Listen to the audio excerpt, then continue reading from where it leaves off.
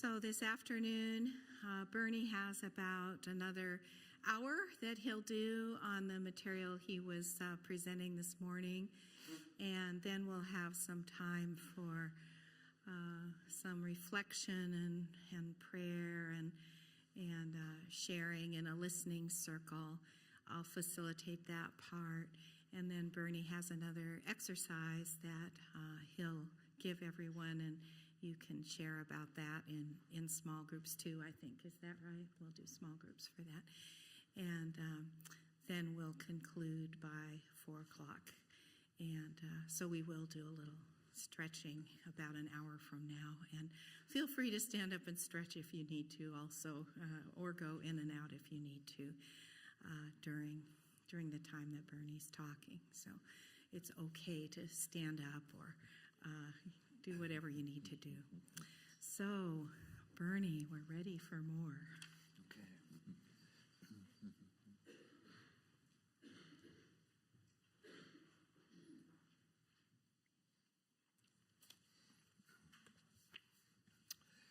Well, some of the things that I was going to say have already come up in the question and answer period, but there are things I'd like to do to fill out some of that. So I'm going to talk a little bit in this hour or so about mysticism and language, and then about the historical development of mysticism. That is the way in which I've sketched out my long writing project of writing this book called The Presence of God. And you can see now why I called it The Presence of God. But there were people who were talking about the question of language and mysticism, which is a very crucial area, and especially very important for the study of mysticism, because if mysticism reflects the consciousness or experience that comes to different people during the course of their lives, that practice of mysticism may be either with speech or the speech of prayer, internal, or maybe sometimes in silence. But we don't have access to the experience or inner consciousness of another person unless that person tells us about it, attempts to formulate it in words. So the practice of mysticism is one thing, but it's communication. And then the study of mysticism through those communications, first given verbally perhaps, but then, fixed in some written form, is what the student of mysticism is concerned with. And of course, there's a tremendous paradox here, because all the mystics, both the Christian mystics, but also this is true in Judaism and Islam and other traditions, insist that that consciousness of God which they arrive at is very convincing to them and means tremendous amount to them and their growth and transformation, but it's incommunicable to anybody else. Cannot really be communicated.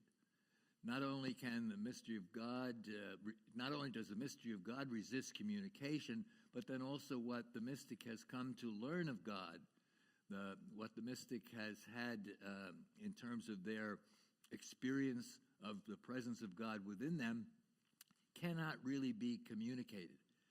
And so right from the start, you're involved in this problem. That is, how do we speak about what cannot be spoken of? So you might say there's two choices. The mystic can either say nothing, or they can say a lot. And many times they choose to say a lot, but, always under the rubric of, I'm going to say a lot, but I can't really tell you what it was like. Almost many mystic that I have read will always, say that. Well, you don't know what it's really like unless it's happened to you. But I feel compelled to speak about it, and that's what's important. They feel compelled to speak about it because they want to communicate that to other people and want to attract other people to also open themselves out to that possible gift, because it is a gift that we're talking about here. It's a gift that comes. So the issue then, becomes the question of mystical language. Of course, there are mystics who don't communicate. They often cite, there's a text in Isaiah that says, my secret is mine, my secret is mine. And some mystics will say, my secret is mine. That is what God has given me is mine, and I can't really try to communicate it. But, as I said, many of them will do that. But what that means is that the language that the mystics use in their communication is going to be a very special form of language.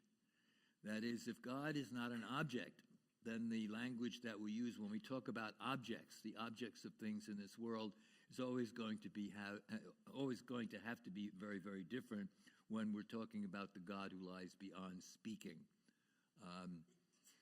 Again, I've mentioned Meister Eckhart here from time to time. He'd be a good example. Eckhart differentiates between the world that we know, and the world that we know is the world of this and that.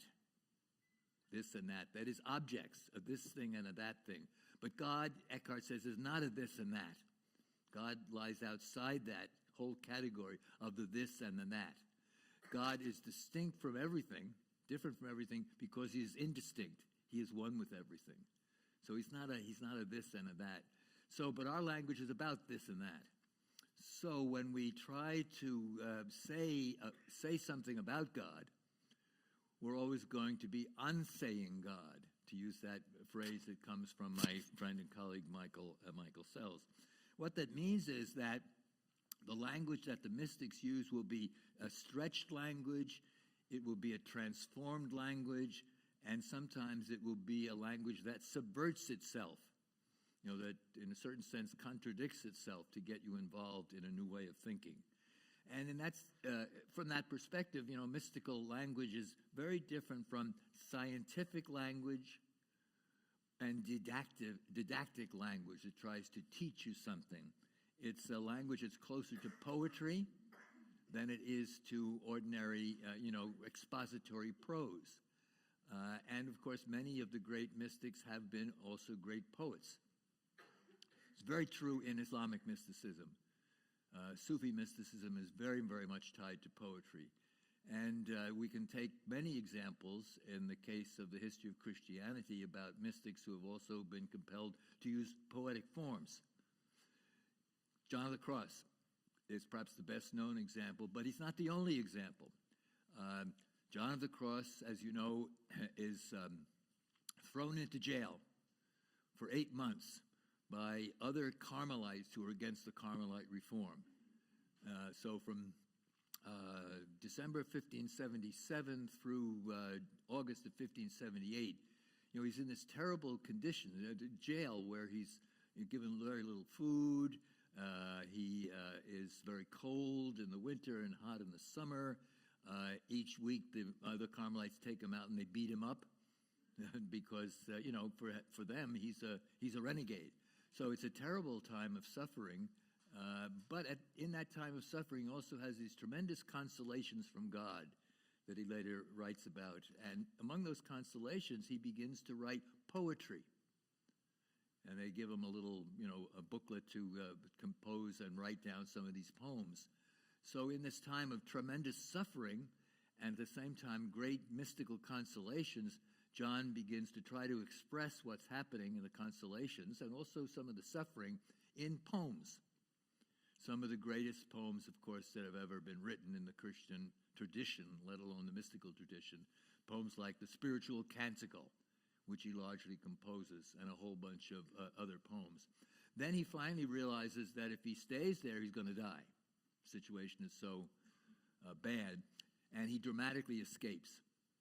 August 15th of 1578, almost miraculous escape, and manages to get away from his pursuers and goes back to the Reformed Carmelites. And he begins to use that poetry to teach both the Carmelite sisters whom he is instructing and also the Carmelite friars that he lives among. And so he takes these poems, like the Spiritual Canticle is the longest of them, and he reads them and he tries to explain them. They're wonderful poetry. Many of you will be familiar with them. And, of course, if you know Spanish, it'll be even more powerful because, like all great poems, they can't really be translated. Many translators, including poets, have tried to translate them, and they're more or less successful.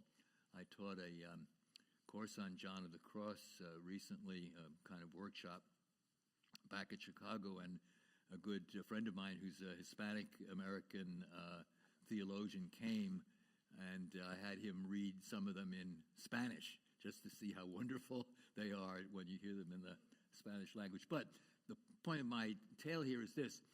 A lot of the people John is teaching his poetry to inspire them to mystical progress, they say, this is very hard to understand. We read this and we don't get much out of it. So he agrees to write prose commentaries, long treatises, 4 treatises altogether on his mystical poetry. And these are one of the great summas or classics of mystical literature. The Scent of Mount Carmel, The Dark Night, The Spiritual Canticle, and The Living Flame of Love are the titles of those 4 works. But they're comments on the poetry. So you move from consciousness of God to poetic expression to then a prose expression, which is an attempt to do some explanation. But John says in the preface to the Ascent of Mount Carmel, I can't really explain this. And the poetry is something that can never be fully explained. And people may get different explanations out of it, or different truths out of it that I haven't gotten. One time one of the nuns asks him, when you wrote these poetries, did you get these from God or did you get these from yourself? And he says, sometimes God gave me the words, sometimes I had to find them myself. So you have what John doesn't call it mystical consciousness, but he says, God gave me mystical wisdom. And then he tried to put that mystical wisdom into poetic form and then into the prose form. But even the poetry, let alone the prose, is really not commensurable to the original mystical wisdom that God had given him. And that's what all of these mystics wrestle with, and why they often turn to poetry, or they often use language in prose that is much more like poetry because it's different from ordinary kind of prose. So mystical language then involves what I like to call verbal strategies. Verbal strategies, different ways for speaking about the God who lies beyond all speaking. So that mystics use a lot of images and symbols to suggest different kinds of things that you can't quite get down in a simple prose form. A lot of these are scriptural. Some of them are also, taken or invented by the mystics. I've written some articles on these. For instance, the desert. The desert's very important in the Bible. It's in the desert that God reveals himself on Sinai. John the Baptist goes out into the desert. Jesus goes out into the desert. And Moses, especially out in the desert, climbing up Mount Sinai to meet God. That's a basic symbol for Christian mystical tradition. And by the 8th or 9th century, some of the mystics begin to identify God with the desert. Why? Because the desert is immeasurable. It stretches out. It's a place of great mystery. So you begin to get the desert used as a motif to suggest something about the divine nature that you can't quite capture in ordinary language. Or God spoken of as the abyss, the bottomless abyss of all things. So abyss language, desert language, God as an infinite ocean, an ocean of being. And there are many other kinds of symbols that are created as well. Then there are metaphors. There are paradoxical languages. There are rhetorical excess. Many of the mystics just pile up rhetorical descriptions, figuring that the sheer richness of the rhetoric can suggest something that ordinary language is not going to suggest. So part of the interest, at least for me, in studying mystical texts is how rich they are and how creative they are in the use of language, because they're trying to, subvert language or push language beyond where it ordinarily goes to suggest, not to capture, but to suggest something about the mystery, the divine mystery.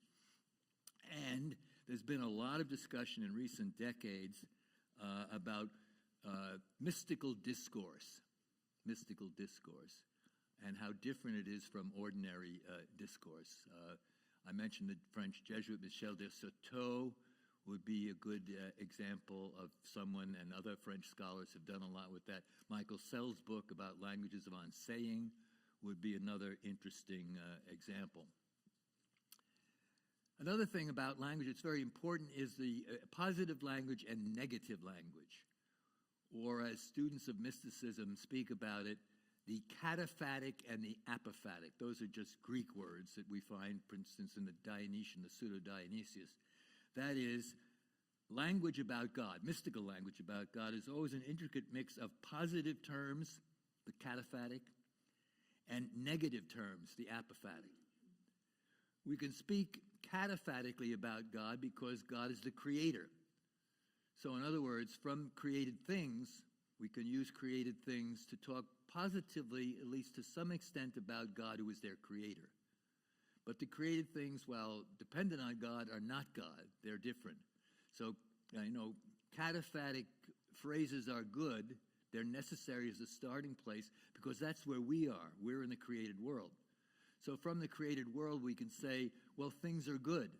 So God must be good in some, transcendent or more positive way. God is just. God is being. Everything that exists is being, individual beings, this and that. So God must, in some sense, be a supreme form of being. So you have words like goodness and justice and love and being and oneness that we can use cataphatically about God. But then there always comes a point when you say, but we understand these words in terms of the created world and our own categories, which are limited, and God is unlimited. So you begin cataphatically, but then you come to the recognition of even the best words that we can find from our knowledge of this world, like goodness and being and truth, etc., they don't apply to God in the same way because we use them of individual things, created things, of this and that, and God lies beyond that. So then you have to move to denying categories of God, denying words of God, denying predicates of God. So it's just as important to say that God is not good by the standards that we understand, that God lies beyond any goodness. So you strip away all the words that we know. You negate things about God. You practice apophatic language. And that program is built into the Dionysian program of mystical theology, the necessity of using both the cataphatic and the apophatic. And the point here is that all mystics use both ways, the positive and the negative, the cataphatic and the apophatic. So you often, read that, well, this is an apophatic mystic, and that's a negative mystic, and this is a positive mystic. That's an exaggeration. Many mystics are more famous for their negativity, and the Dionysius is that way, and John of the Cross in some ways. But they all use both the positive and the negative categories. They have to. That's part of the process. That's the first principle. All mystics will use both kinds of language. The second principle is that the apophatic is more appropriate because God is infinite and lies transcendently beyond everything that we can know. So while we have to ascribe things to God, say positive things about God, it's more important to deny what we know, everything that we know and experience about God, to suggest something of the mystery, so that the negations are higher than the affirmations. And that's, again, right out of Pseudo-Dionysius and his treatise on the mystical theology. But if you read that short treatise on the mystical theology, and you'll find this in many later mystics, they will say, in the long run, God lies beyond both affirmation and negation, both beyond everything that we can say positively and that we can deny negatively, because we're all still thinking. Those categories are based on our finite kind of thinking. So God goes beyond affirmation and negation, and it's a level that I like to call, if we can call the cataphatic the positive, the negative the apophatic, then the third stage is what I call the hyperphatic, the hyperphatic. That goes beyond every kind of speaking. Phasis is the Greek. That's exactly what the Dionysian mystical theology says in its last chapter. You know, he is neither this nor that. He's neither affirmation nor denial. He is being, but he's more than being, and he lies beyond both being and not being. So you're kind of moving to this stage here where ultimately the only thing you can say is not say, unsaying, silence in a certain sense. And that's the level of the hyperphatic. And it's not just Dionysius, it's in Meister Eckhart, it's in its way in John of the Cross and numerous others. Some mystics don't go there, but I think that's implicit in the way in which they talk about stretching language beyond its categories and recognizing then that even our negative language is not adequate to express the infinity of God. But they continue writing, and they write a lot, so that what we have are mystical texts. And what we read today to try to get wisdom from the mystics are those mystical texts. And what scholars study and write about are also mystical texts. And that has, I think, a couple of different ramifications that I'd just like to mention. For one thing, mystical texts are part of textual traditions. So there are mystical traditions of writing. And within those traditions, different texts influence later mystical forms of consciousness. Because nobody starts with a kind of tabula rasa, an empty table. That is, people are trained within a Christian tradition or any other religious tradition. They have certain practices, but they also have certain kinds of texts that they read.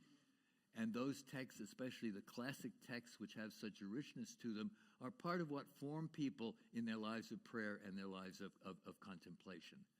So it's by reading mystical texts within textual traditions that the communication of mystical consciousness, I think, is continuous.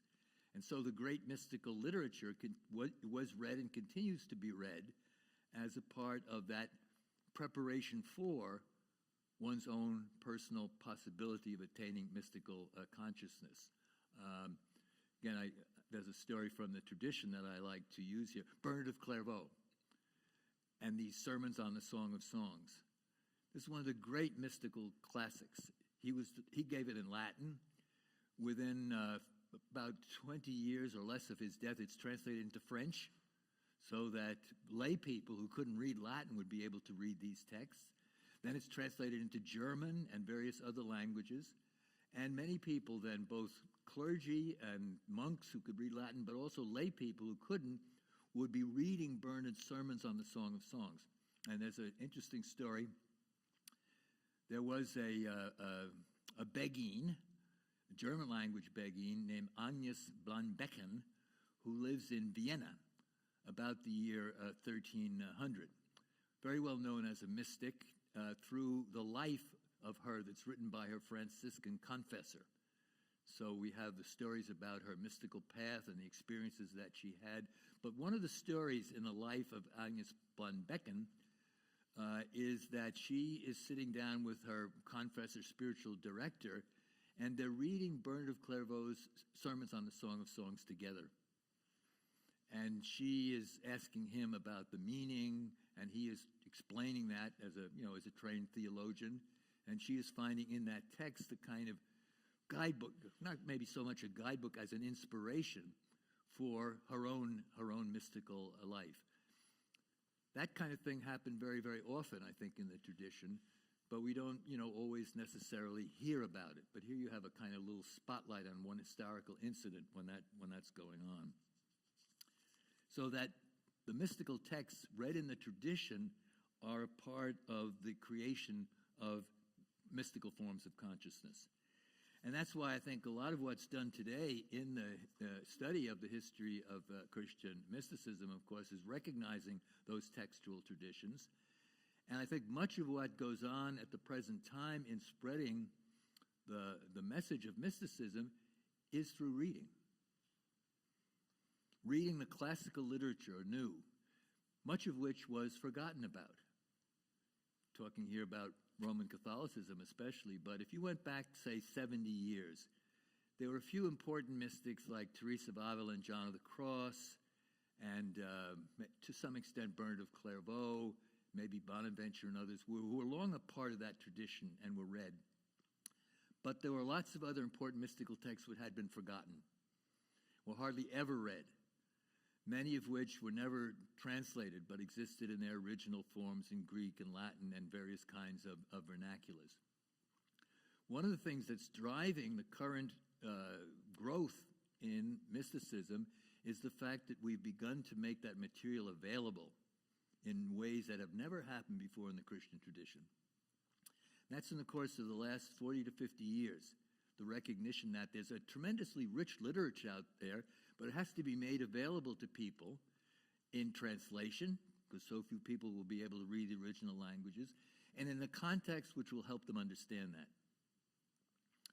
One of the first projects was Cistercian publications. Many of you may have some volumes of those. And those were part, actually, of an inspiration of Thomas Merton. Merton recognized, after World War II, there were all these young men coming back and entering the monasteries, Cistercian monasteries and otherwise, and Merton recognized that they weren't able to read the Cistercian classic authors like Bernard of Clairvaux and William and Aelred of Rievaulx and other people like that. So it was Merton's idea that we're going to have to start a project to translate this Latin material into English so the young monks can get the riches of the Cistercian tradition. Now, Merton didn't live to see that, but it was a series of Merton's students, people like Basil Pennington especially, who got that project launched. His first volume was published in 1969, I think, in that series. And Pennington and others who were doing that recognized it was not just Cistercian monks, but there were a lot of people out there who wanted to read the Cistercian classic texts, these mystical texts. So the audience, which had originally been intended to be in-house for monks, when the series Cistercian publications began, was already a wider audience. Academics interested in the history of mysticism, but also other people who really wanted to read this material. And that, of course, now hundreds of volumes, not only of the Cistercians, but of all monastic classics have been published. Second, and I was involved in that, first couple of books were published by the Cistercian publications. The second project was Classics of Western Spirituality. How many of you have read any classics of Western spirituality? Ah, this is wonderful. And that too grew up in the same way, but a little bit later in date, middle 1970s. Paulus Press and Ewart Cousins and some other people began to think, well, we should make the riches of the, originally it was intended to be classics of classics of Western spirituality and Eastern spirituality. 60 volumes from Eastern traditions like Hinduism and Buddhism especially, and 60 volumes of Western traditions, which would be not just Roman Catholicism, and not just Christianity, but would also include Islam and Judaism, etc.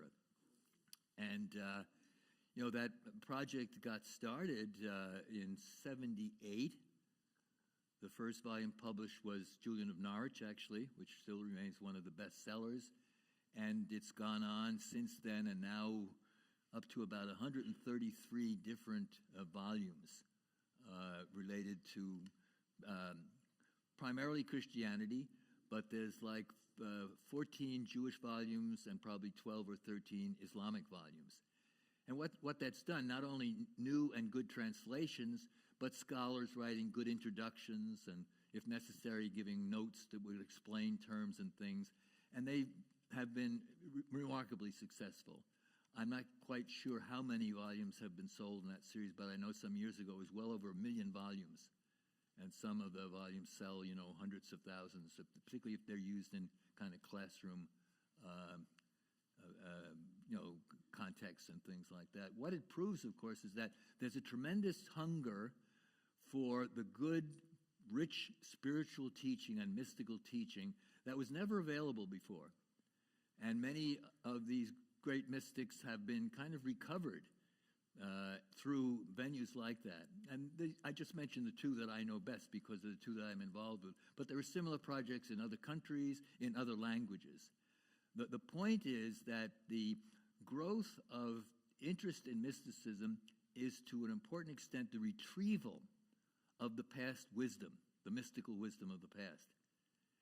And that's always been the case, but I think it's much more pressing today, and it's being met by these translations and discussions so that people are teaching courses in mysticism.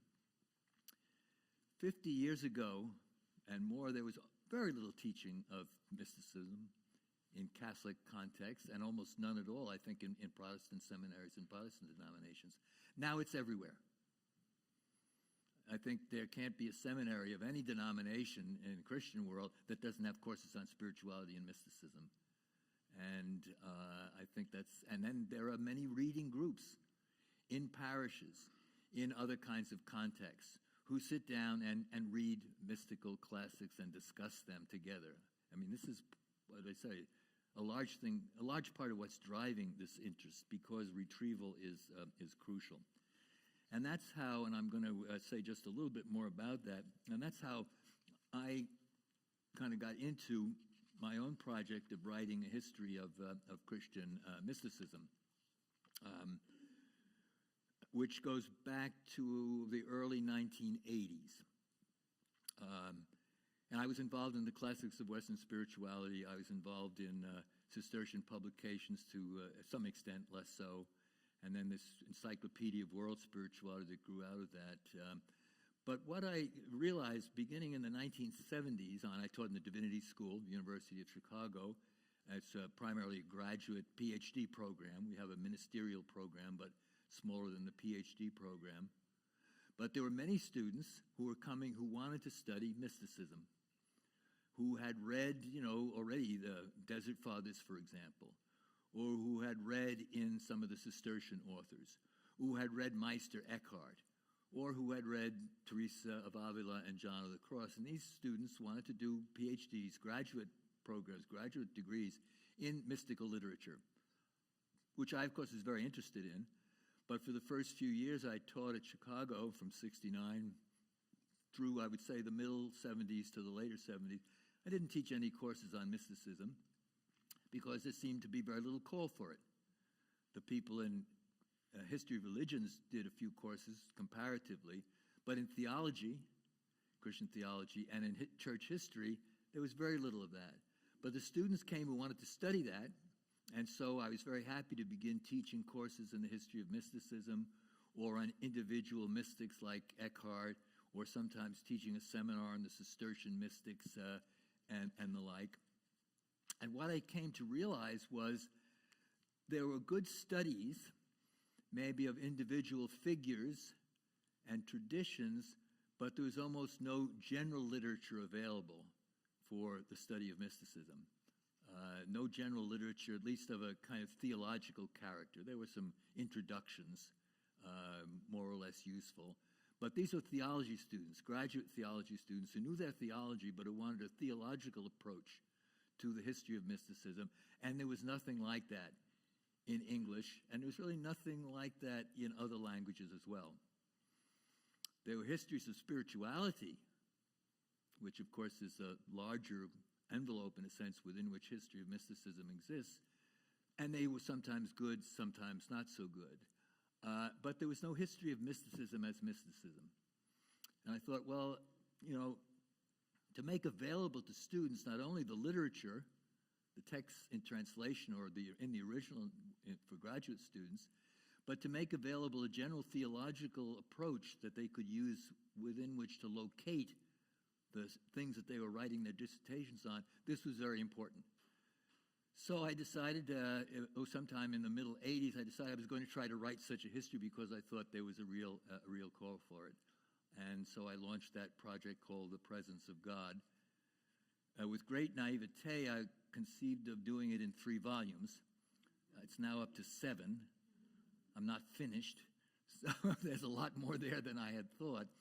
But one final interesting side on that, completely unknown to me at that time, there was a scholar in Germany, a man named Kurt Ruh, R-U-H, who's now deceased, probably the the major student and scholar of German mysticism, medieval German mysticism of his generation. He was born in 1915. He died at an advanced age in 1990s. I can't remember the exact date.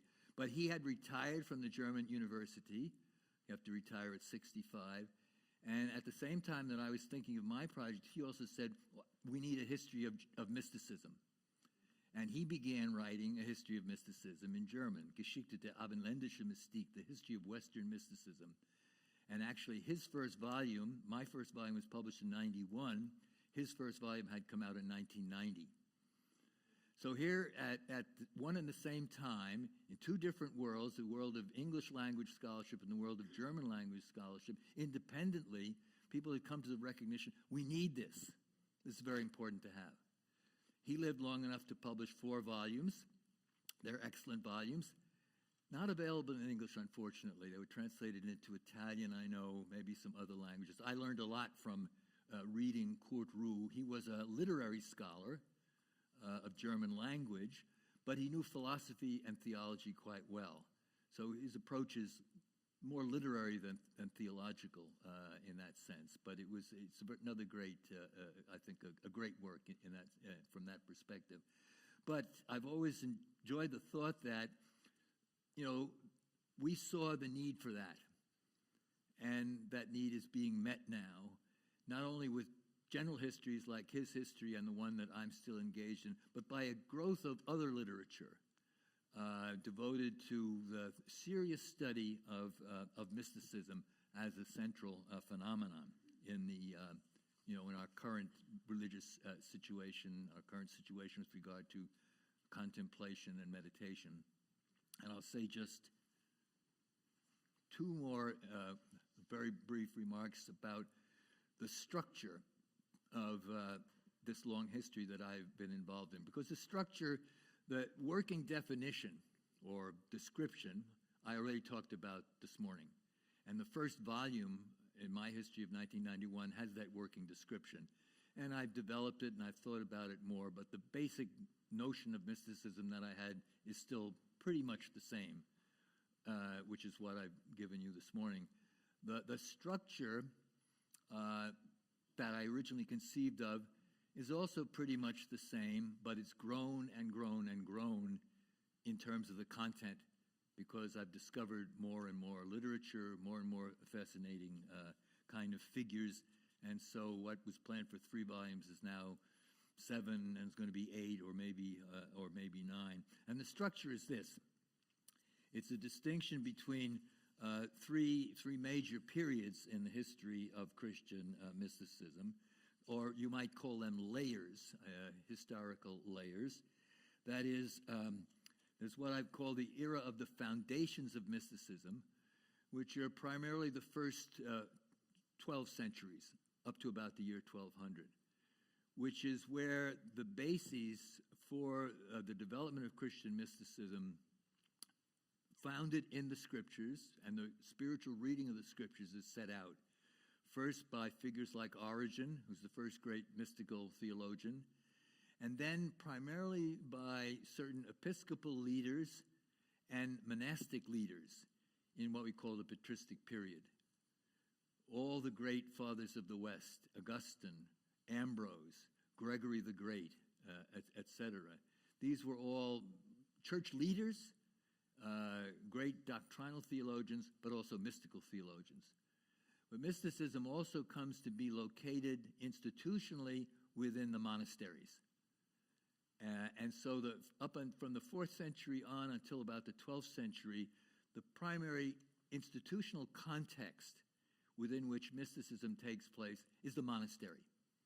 And that's understandable because the monasteries were the center of the church. They were the center of education in a world that was, after the 4th and 5th century, a collapsing kind of world.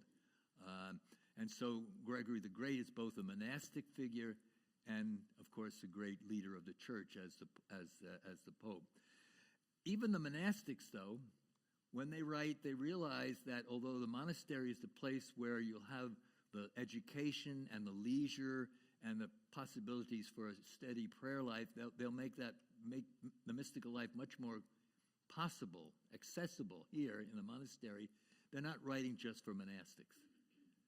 And I mentioned Bernard of Clairvaux, who says in one of that sermons, to be married to the Word is open to all Christians. No matter how sinful they may be at this stage in their lives, they can be converted and they can aspire to the marriage of the Word. So most of the writings are by monastics, but the message is to the whole wider Christian world. That's what I call the first layer. And there's many reasons for calling it the monastic layer, because so many of the writers are monks. Around the year 1200, there is an important shift. And this is what I referred to last night as the new mysticism. The new mysticism. Because due to very important changes in the Western Church and in Western society, these traditions of mystical prayer begin to move outside the monasteries, outside the cloisters, into the world, and into the world of the Christian laity in a much greater case than they had before. For one reason, education. Much greater proportion of the lay Catholics, lay Christians after the year 1200 are people who have received some form of education, who are literate, and who may, of course, have very great desires to live a more intense kind of life of prayer. I describe that period as a period of democratization because it's much more widespread than the elite of the monasteries. It's a period of secularization in the sense that secular means the world, because it's moved outside the cloisters into the world. And it's a movement into the vernacular languages, because before 1200, almost all the mystical literature is in Latin. Soon after 1200, it moves into all the vernaculars, and it's expressed in the vernacular languages, in Italian, in German, even in English, in French, etc. So the later medieval literature, mystical literature, is mainly in vernacular languages. They don't stop writing in Latin, but they're looking for a wider audience, and the wider audience of people who are literate within that society. So it's a vernacularization, and the fourth element, I call it a feminization. That is, it's a time when women can begin to make contributions in a new way. There are a few important women writers before that. Hildegard of Bingen, many of you probably know, is a 12th century figure. She writes in Latin, Latin that she had to learn. It's a very unusual form of Latin because she was not, educated in the schools in the same way. But she's one of the very few women prior to 1200 who's writing serious theological and mystical literature in the Latin. After 1200, when mystical literature becomes vernacular to a large extent, all sorts of women now have a voice for the first time and can begin to compose in mystical texts that are handed down to us. Think of there are three great Beguine writers in the 13th century, not the ones that I talked about last night, but Hadvig of Antwerp, a Beguine of the middle 13th century, who writes wonderful poetry, two different kinds of poetry, and prose works, letters to other Beguines, and visions. She recounts her visions. Mechthild of Magdeburg is a German Beguine living in the city of Magdeburg and active about 1250 through about 1280 or so. She dictates her visions and her mystical meditations to the Dominican friars in Magdeburg, because she's not probably literate herself, but they collect all this material for her and they put it together into a series, into a book called the Flowing Light of God, the Flowing Light of the Godhead, one of the great mystical classics. And towards the end of the century, you have Marguerite Porret, who's a Beguine in northern France, actually in the Low Countries today. Belgium is where she's from originally, and who composes a book called The Mirror of Simple Souls. That is a very challenging, very profound mystical text, very difficult to understand, and was also very controversial, because her local bishop, she's teaching in her city of Valenciennes. She's composing this work, and she's apparently teaching it to circles of clergy and laity. The bishop comes along and says, "Oh, this is dangerous stuff. I want you to stop circulating this." This is about 1296. And she continues circulating it. She actually finds 3 theologians to read it, and they write a little approbation or approval. It's a very interesting text to read. They say, "This is great stuff. We don't understand it, but it sounds great."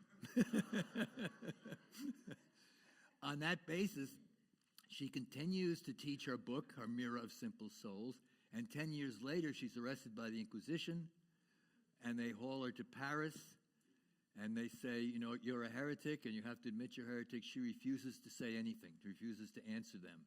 If she had answered them and said, "Yes, I'm a heretic," they would have thrown her in jail for life. But because she says nothing, she's executed. She's burned at the stake as a heretic. But there are 3, very important texts that are widely studied today, and they were hardly known at all. I mean, the Hadvig texts were known only in the Dutch language. Now they're translated, and everybody studies them.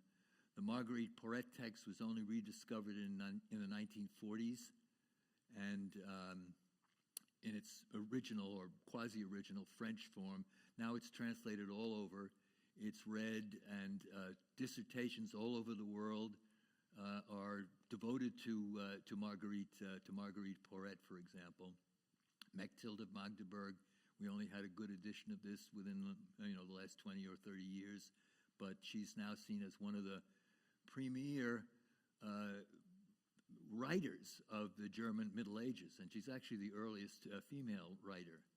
So this movement is going on. It's a new mysticism after 1200, and it has new themes as well. It picks up on some of the monastic literature, but then it invents new kinds of themes in mystical literature, and I won't try to survey those here because it would take us far too long. But the 3rd volume of my history is called The Flowering of Mysticism, Men and Women in the New Mysticism, 1200 to 1350. But the themes that are in the New Mysticism, from my perspective, these continue, and they're developed in different ways, basically for the next 3.5 or 4 centuries. That is, there are many variations and many new mystics who come along, but the basic themes are there until the 3rd period, which I would date to starting about 1650 or so, which is the 3rd era that I call the crisis of mysticism, and better to call it crisis and renewal now that we survey the 20th and 21st century, because there's a great quarrel over the nature of mysticism in the second half of the 17th century, beginning about 1650. There had been tensions between mystics and institutional church from the 13th century on. Think of the execution of Marguerite Porete as an example, but there were many others. Meister Eckhart, he's condemned after his death, not as a heretic, but certain of the things that he said, the articles that he wrote, are condemned as heretical. So there are tensions between mystics and institutions for a number of centuries, but in the second half of the 17th century, this explodes into a great crisis of where the mystical element fits within Christianity, particularly Roman Catholic Christianity, and there are big condemnations of mystics during the so-called Quietist controversies of the end of the 17th century, from the 1680s on to 1700, in which very important mystics, Miguel de Molinos from Spain, Madame Guillaume, and her supporter Archbishop Fenelon in France and others are condemned, and they're condemned by papal authority. And then there's a great pursuit of the Quietists, as they're called. And that, for me, is a kind of crisis moment in, at least in the history of Catholic mysticism, because what it does is it pushes mysticism to the margins and leaves it as something peripheral, dangerous, under suspicion for several centuries, really until about the year 1900 or shortly before or shortly after, when we begin to get this kind of revival. Now, one caveat, and I'll close with this, is that this is true of Roman Catholic Christianity. It's not at all true of Orthodox Christianity, because if you know anything about Russian Orthodoxy, the 18th and 19th century are the great ages of Russian mysticism. And it's not even true of Protestant Christianity, too, because there are a number of movements in Protestant Christianity in the 18th and 19th century. Pietism would be one very good example that I would describe as mystical movements, at least in part. But in terms of the Catholic tradition, there's a crisis with Quietism. There's a tremendous decline for about 200 years or so. And then gradually over the course of the last century or more, there is an important revival.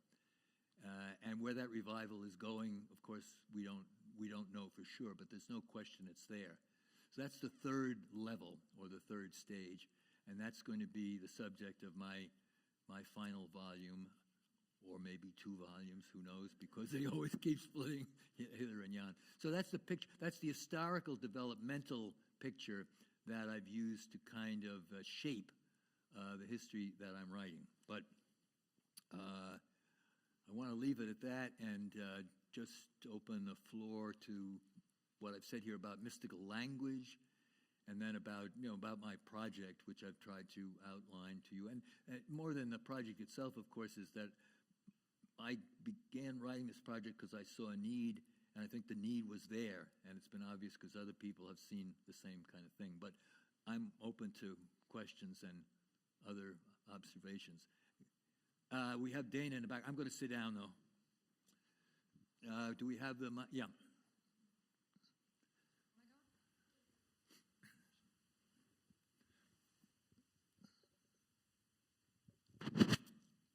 I've often thought of mysticism in terms of authority, the authority with which one speaks. And I think that would be an interesting question to pursue. On what authority do you speak? And I think it's very important when it pertains to gender. Yes. That these women mystics spoke on an authority which was reviled by the general population, and that got them into trouble with the institutional church. But I think or at least presented a challenge. Said as a gentleman.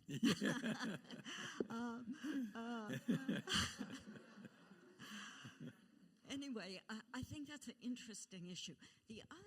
I have a question, though, for you. You know, Evelyn Underhill, died 1941, wrote this history of mysticism. She called it a study of the nature and development of man's spiritual consciousness, not experience, just as you said. Yeah. That was published in 1911. It's a 500-page text. It's never been out of print. Right. And it preceded what you offered here about the production of these different mystical texts. And I wondered if you would comment on what you think her contribution is to the study of mysticism. Yeah, well, thanks. I mean, Underhill's mysticism is one of the great classics, and it certainly predates this movement that I'm talking about, which is post-1950. But it was part of an important movement in the early part of the 20th century of the turning back towards mysticism. It was very much a part of a discussion that went on, particularly with the Catholic modernists. And, of course, von Hügel was her spiritual director. And as you know, Evelyn Underhill thought of becoming a Roman Catholic one period in her life, and then it was the modernist controversy that told her that, no, I don't want to become officially Roman Catholic. The book Mysticism is very much still worth reading, despite its length. It's 500 pages. And Underhill was better informed about the range of mystical literature than probably anybody else of her time. She had read mystics that nobody else was reading, like Jacopone da Todi, but there are other examples as well.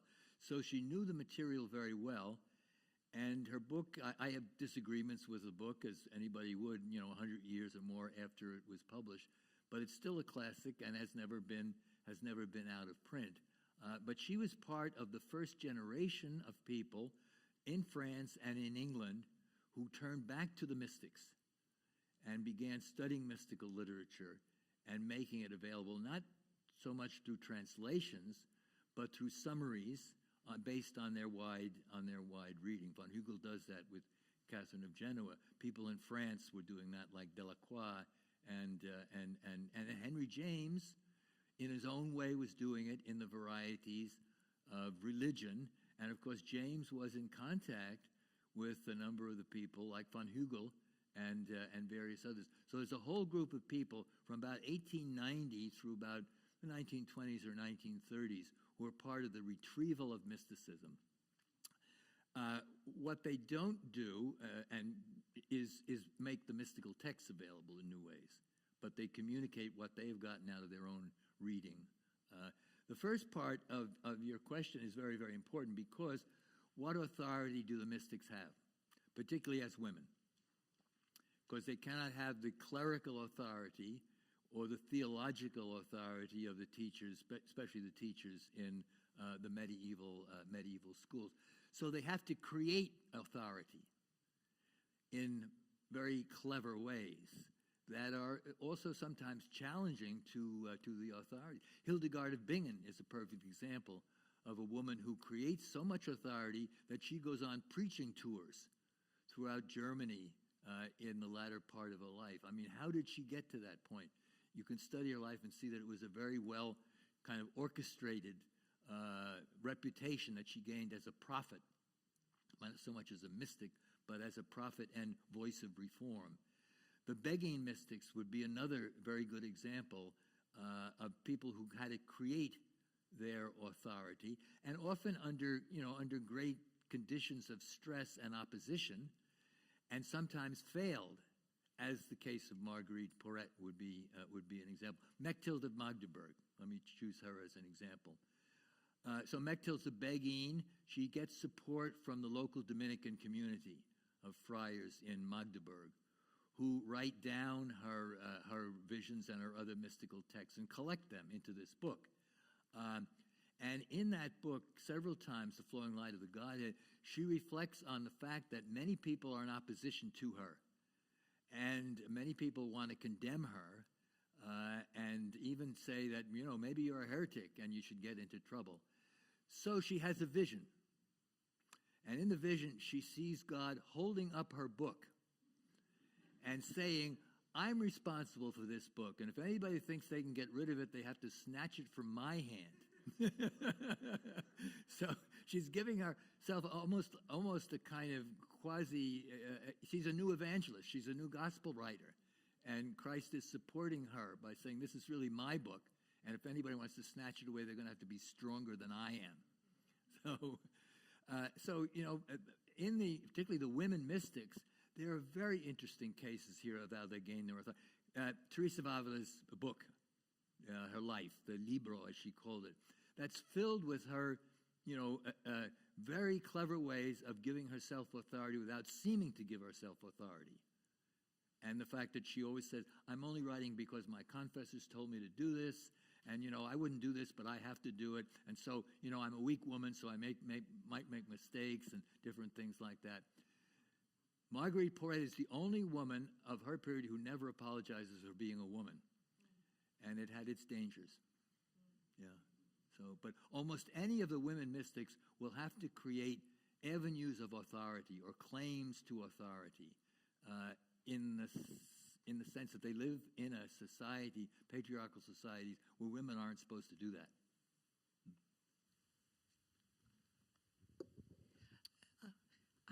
I hear your beautiful explanation of how the translation of all these texts has really grown the interest in mysticism. And I wonder if at the same time they have also helped people who are more mystical or contemplative to recognize the validity of some of their experiences in a way that was not validated before. I would agree with that 100%. I mean, this is what I found in the years that I was working very actively with the Paulist Press Classics and editing it and the like, was, running into people when I would give talks on mysticism, and not just academic people from any walk of life, who saying, to be able to read that literature was so important to me, that it really validated what I was trying to pray for and what was happening with me. And, Meister Eckhart is a perfect example. Eckhart is very difficult. And many of you wrestled with the Eckhart sermons. But I met many people who said reading those sermons was just absolutely wonderful for me, because it gave me a sense of a new dimension to my belief that wasn't there. It's not true for everybody, certainly. I taught a course at Notre Dame one summer on late medieval mysticism, and I had them reading Meister Eckhart's sermons and then giving reports. Each student had to give a report on, what is this sermon trying to do, because they're so difficult. So I had one elderly sister who was in the course, and she came and gave her report, and she outlined, I think, the material pretty well. And she said, "This is what Eckhart was preaching." And she said, "If any priest got up and tried to preach that today, I'd leave the church." I'd get up and walk out. So it didn't work with her, but she was honest about it, at least.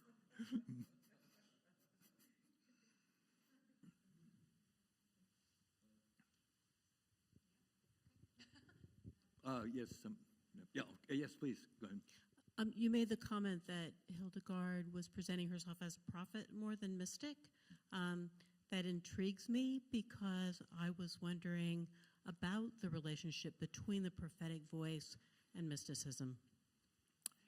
Yeah, that's another very interesting and good question. Prophets as speaking for God, and the mystic as speaking out of their consciousness of God, I think often overlap, but they're not necessarily the same. Because I think the mystical message primarily concerns transformation, both inner transformation, the self, and transformation. The prophetic voice is often a voice that I would describe as reformist. That is, it's a call to reform the situation which has gotten very out of joint and out of kilter. So I think there's a slight difference in the charism, the grace that's given. But many prophets are also mystics, and many mystics are also prophets. Hildegard consciously cultivated the image as a prophet, a reforming prophet. When you read her works, when you read her letters, when you read what she was doing on her journey, her preaching journey, was calling for reform of the church. Church is in bad shape. It's got to be reformed in the light of the approaching end, because she thinks the end of the world is coming quite soon. When you read, and that's the content of many of her major works, when you read her works, though, she often talks also about moments of mystical consciousness which had formed her. The beginning of her Shivias, she talks about the divine light, divine fire coming down and inflaming her mind and encouraging her to write. I mean, that's a mystical experience. Later on, she talks about having an experience like that of John the Evangelist, when God dripped wisdom into her soul that enabled her to begin writing her final book, the Liber Divinorum Opum, the Book of Divine Works, where she talks about that she, like John the Evangelist, had rested her head upon Christ's bosom and was filled with divine wisdom. I mean, that's a mystical experience, certainly. So I would describe Hildegard as certainly an important mystical figure, but her persona in the church at that time was very much the prophet who's denouncing the evils in the church and calling for reform. Yes, Mark, yeah, no, okay. Oh, you don't have a question? One more question. Yes, if there's another question. Oh, there's one over here.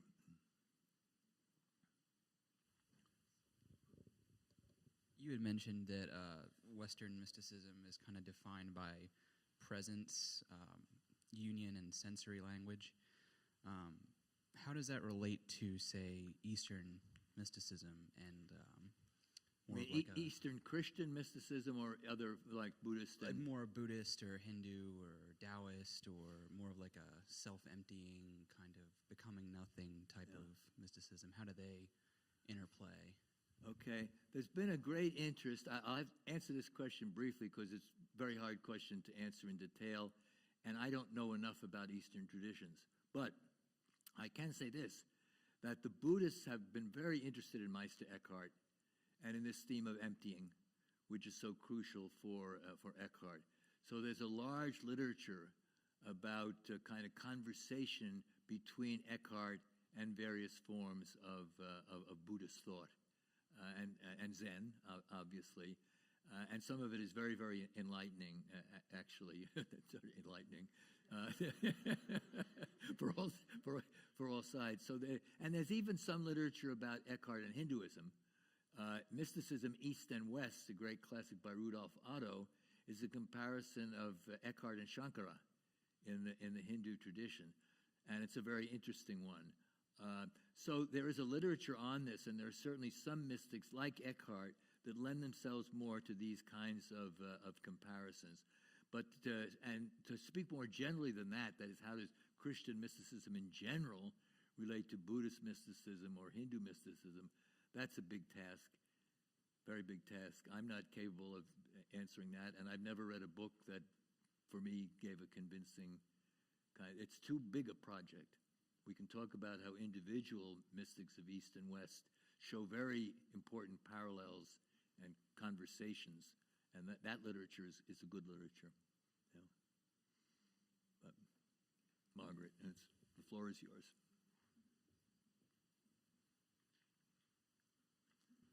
Thank you, Bernie. Another big hand. Thank you. Thank you.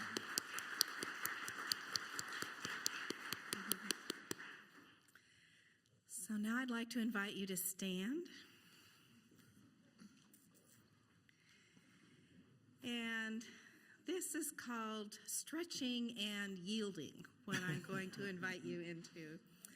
So I invite you to stretch as high as you can, open your heart and whole being to God.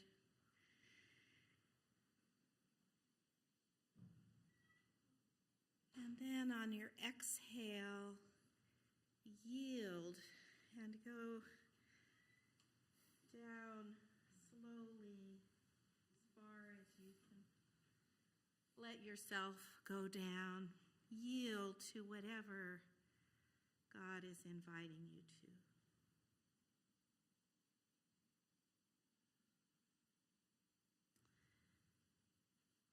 And then again, come up and stretch, opening your whole being to God. Breathe deeply in. And on the exhale, yield.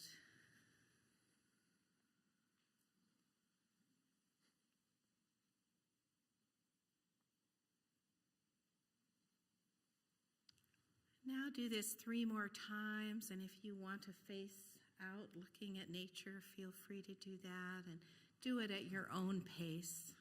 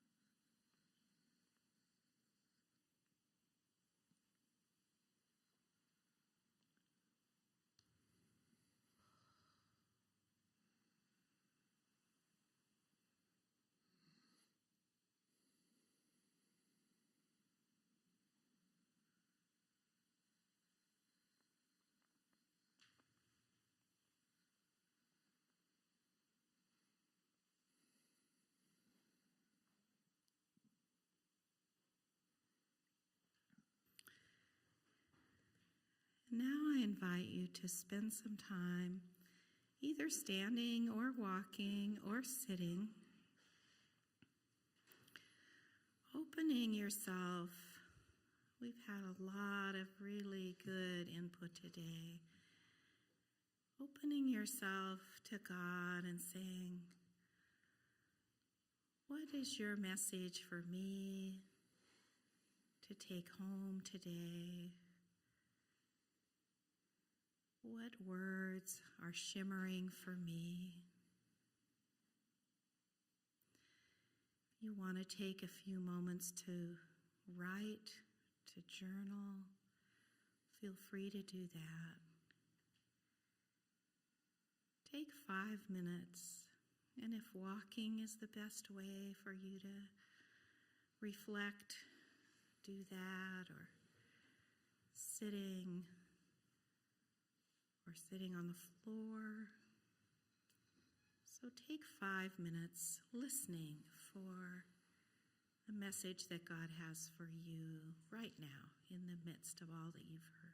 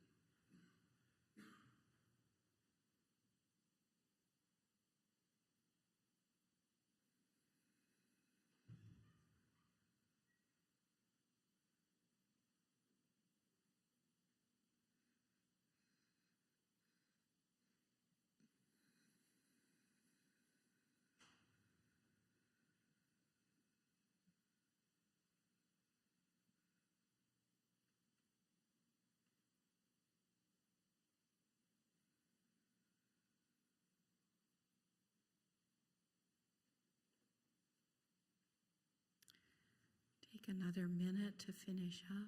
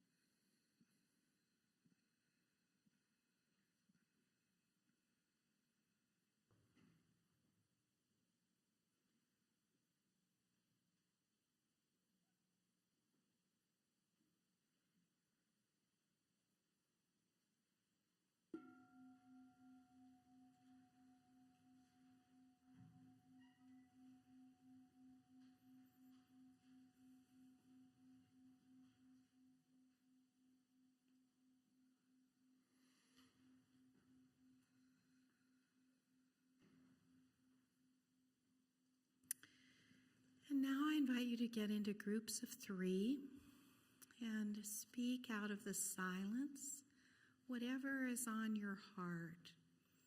So this is a time not for discussion right now. It's a time for speaking from the heart and listening from the heart. You'll listen without interruption, the other 2 people, as someone speaks. And then perhaps if there's time, you're going to have 15 minutes altogether. So if the person doesn't speak for the whole 5 minutes, there might be a time to respond, and respond from the heart. You might say something like, I was really moved when you said this, or this is what shimmered for me when you were speaking. Or you might ask a question that helps the person go deeper. And so you're there to be present to the person and to serve that person in going deeper in God. And then you'll switch to the next person and to the next person. Take maybe 30 seconds of silence in between. And I'll leave it to you to keep track of the time. So you'll have 5 minutes each. And then take a 5-minute break.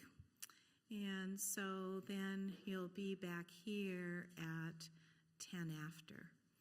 And so that allows each of you to have 5 minutes and then a 5-minute break.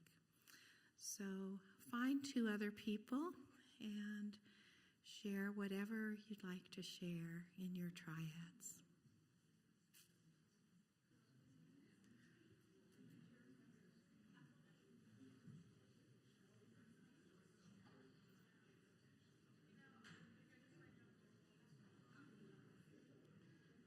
Would you like to talk during this time or take a break?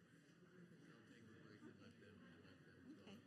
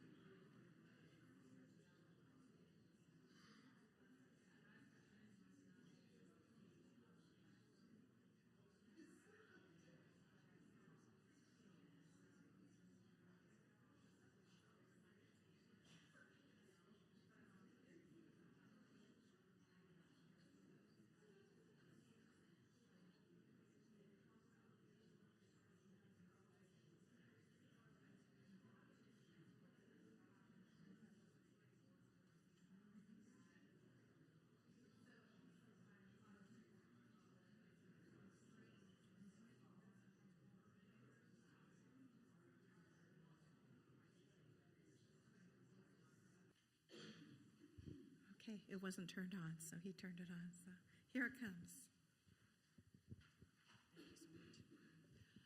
One of the things that I discussed in my small group and emerged kind of was Dr. McGinn's discussion of women giving themselves authority. And I'm in a position where I retired as a scientist and I had some level of expertise. And now I'm feeling called to do some writing in the spirituality region. And I don't feel that I have that expertise. So it's a huge step, but the whole idea of giving myself authority is very helpful. Thank you. Thank you.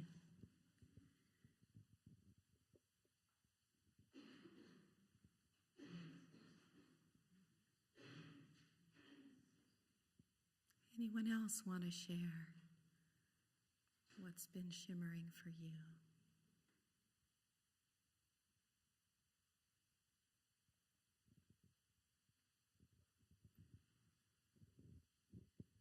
The words that shimmered for me were, how can we speak of that which cannot be spoken?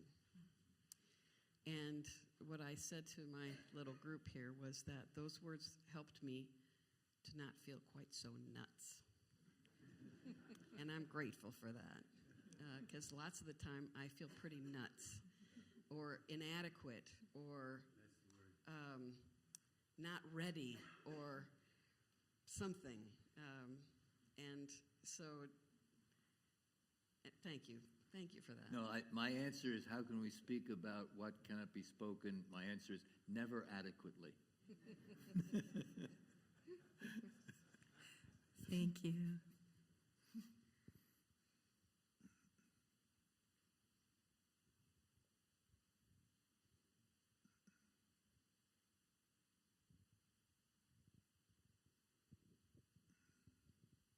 Just following up on that, but in response to her, one of the things that we talked about also was that words may not be the way, that Jesus just walked by and people followed. There was something about the being of the person that was not words, but there was something about the presence that conveyed something that couldn't be said in words necessarily.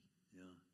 I was just reminded, I referred to Jesus at the tomb of Lazarus, and the short, very phrase of that verse is, Jesus wept. He didn't say anything. Then at that moment, that decisive moment when he's there at the tomb, Jesus wept. He was speaking his compassion.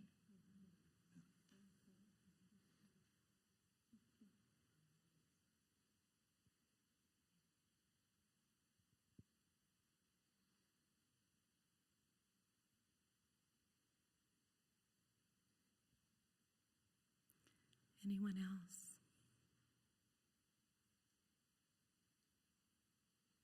Oh, this one over here with Chris. Yeah.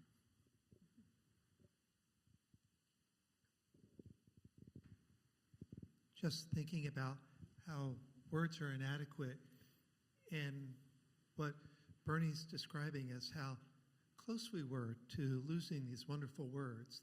They're inadequate, but imagine what life would be like if, for some reason, all the mystics decided, nah, we can't write about it. It's a wonderful gift to have.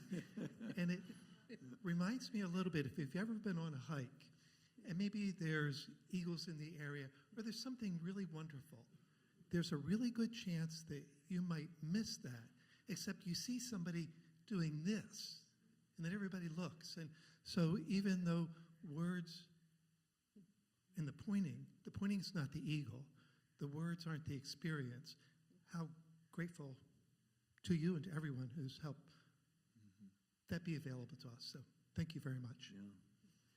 Well, just one little reflection on that. The mystics feel impelled to convey the message, even though they know they can't really do it.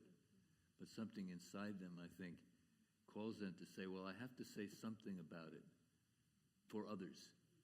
You know, pointing is a good metaphor.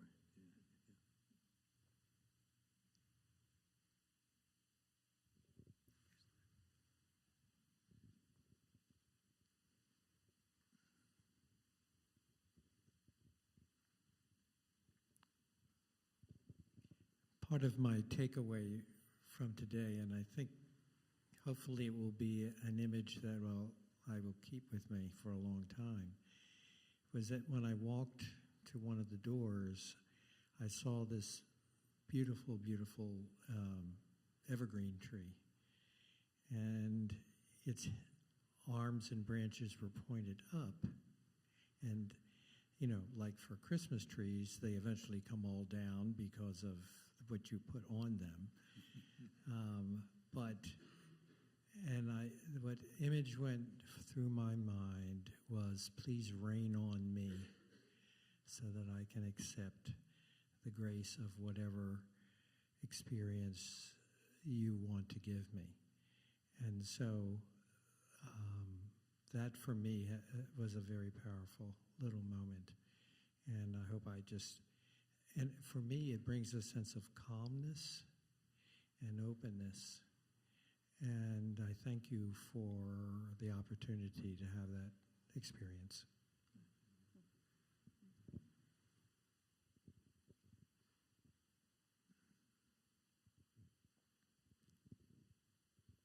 A question: who would you name as our modern-day mystics, and would Mother Teresa be one of them? Yes, I definitely would include Teresa of Calcutta, and have been writing a little bit about her, particularly for the experience of desolation and dereliction and the absence of God. If you've read the materials that were put together after her death, it's a very powerful sense of that. And some of the critics said, oh, this is crazy. She's working for a God who's absent and is nowhere there. And I said, no, if you criticize that way, you know nothing about the mystical tradition. And all those mystics like John of the Cross and others for whom that was very important. For her, it's vitally important. You know. Thank you. So I'll say one thing in closing of this part now. Someone asked me, why did I ask Bernie to speak on the compassion of the mystics? And I asked him to speak on the compassion of the mystics largely because of the world we're living in right now. And we had been talking about contemplative conversations. About a year ago, we gave our annual Contemplative Voices Award to Parker Palmer for his work in healing the heart of democracy, and he challenged us to have contemplative conversations with each other, both those we agree with and those we disagree with. What is it to be a contemplative presence with someone in conversation? And then that was the theme of our Shalem Society gathering a couple weeks ago. Shalem Society is made up of graduates of Shalem programs who want to commit to continuing on the contemplative path and support each other in that. And so that was about practicing contemplative conversations and how do we do that in this world right now where there seems to be so much division and hostility and brokenness. And so it seems to me that the mystics have a lot to teach us about compassion and about being a contemplative presence in a harsh world and having contemplative conversations with each other. And so that's why I asked Bernie to speak on this topic. So now, Bernie has an exercise for us, and shall I pass it out to everybody? Yeah, that would be great. A lot of what I do, of course, when I teach the mystics and sometimes even talk about them is to read them. And I'm going to give you just a little exercise in reading a mystical text. And it's a text I talked about last night, which is Francis of Assisi's Canticle of the Sun. So there's a one-page handout that's going around, which has the original Italian form of that and then a translation. So when you all have a copy, I'd just like to ask you to read it and read it with you and make some comments on. I mean, it's a very rich text, to make some comments on its meaning. And it's a text that's so rich, whole books have been written about this canticle, and many articles have been written about it from different perspectives. So it's an example of the kind of richness, the saturation, now the word that philosophers use. This is a saturated text It's full of stuff. And one other thing that I wanted to say as I listened to you, thank you for all the kind words that you've said about me, but it's not about me, it's about the mystics. When I talk about the mystics, I always have in mind the fact that I'm trying to present their message as best I can, as best I know it. It's not about me in the long run, it's about them. So if there's useful things that you have found today, it's because we're talking about some people who have a real message to give us, that is, the mystics themselves. I'll wait till that text goes around.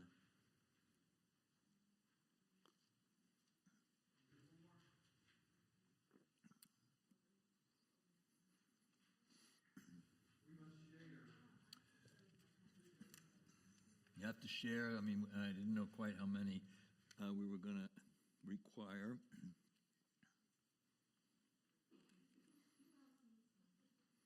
Does everybody have access to one with either by sharing or?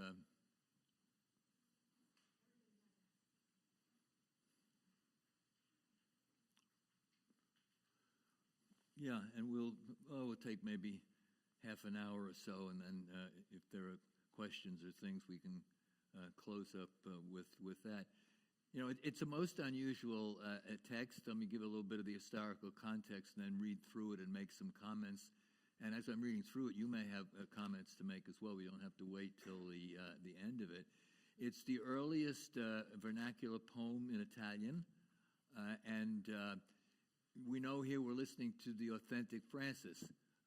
The other texts that we call Francis texts, or the authentic texts, are written in Latin.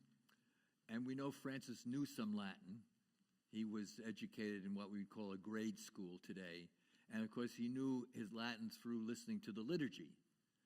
And he was ordained a deacon, so he could read the Gospels in Latin, for example.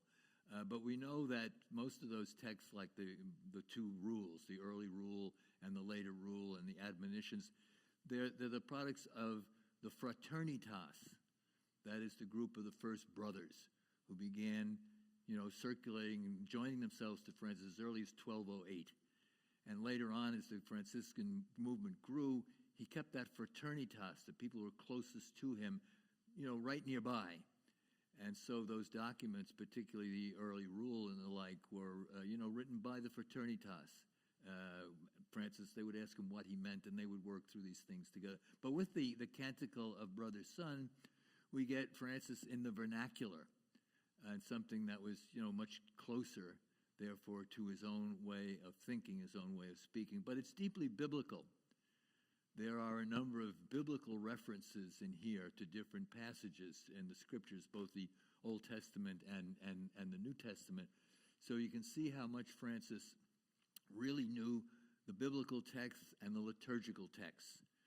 This is why I used that phrase last evening, archaic theology. And that's a phrase that is taken from a friend of mine, a French friar, Tade Matura, who's written very good things about Francis. And he used the word archaic to say Francis didn't know any school theology. He didn't know any monastic theology. What he knew were the Bible and the liturgy, the archaic text, the beginning text.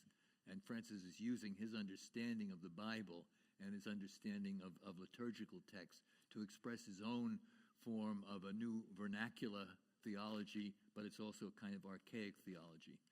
We also know, when this text was written. It was written in 1225. Francis is already quite sick, and we also know that it's a very poetic and sung text. Francis loved music, and all the stories about him tell how he liked to sing, and how, as a young man, his father took him to France, and he would hear the French troubadours singing, and that Francis often sang. We don't have the music for this, but Francis obviously composed it and wanted to sing the text, and probably did sing the text.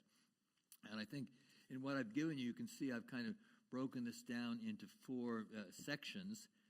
And the original core of this Canticle of Brother Son was only the first two sections. The section there marked 3, and the sections 4 were added later. the section marked 3, according to tradition, was a later thing that Francis added when peace had finally been brought to the city of Assisi. Assisi, there was a big quarrel going on between the Bishop of Assisi and the leader of the Assisi government. And they, as often in the Middle Ages, these two groups had been in opposition. They were fighting with each other and causing all sorts of problems. And finally, through Francis's mediation, the bishop and the city government come together and reach an agreement. And Francis was so happy at that stage that they say that's when he added those two verses, which would be 10 and 11. And then on what's marked 4, 12, 13, and 14, again, I think quite correctly, they tell us that these verses Francis composed pretty much on his deathbed. This would have been in late September and early October of 1226. So about a year or a year and a half after the original part of the Canticle was, Francis is awaiting death and, also accepting death in a very unusual way. And this is, to talk about sister bodily death is not what we usually think of, but we should. Henry Nouwen wrote a book on death, a little book. Some of you may be familiar with it. I'm trying to remember the exact title, but I can't. And he says much of what Francis is saying there. It's not his last book, but was as Nouwen was getting older and his health was not good, and friends of his had been dying, people he was associated with at L'Arche and various other friends in Europe. And so he wrote a very fine little book, which is like a meditation on sister death, where Nouwen argues that, or says that death is something that should be welcomed and accepted, rather than feared and avoided under all costs. So that's the kind of context. And let me read. I'm going to read a little bit of it in the Italian, then I want to go through and make some comments on what I think the meaning of it is. But then I want to, as we're going through, if you have questions or observations, but let me just read a bit of it here, beginning with number 1 there. Altissimo, onnipotente bon Signore, tu è solo laude, la gloria e l'onore e l'ogni benedizione. Ad te solo altissimo se confano, e nullo uomo è ne digno te mentovare. So that's the first 2, the introduction. Let me just read a little bit of number 2, second section. Laudato sia mi Signore con tutte le tue creature, specialmente me sor lo frate sole, lo quale giorno e illumini noi per lui. E ello è bello e radiante, con grande splendore, de te altissimo porta significazione. So, the first 2 verses there are a kind of introduction. Most high, all-powerful, good Lord, yours are the praises, the glory, the honor, and all blessing. That's taken over from the book of Revelation.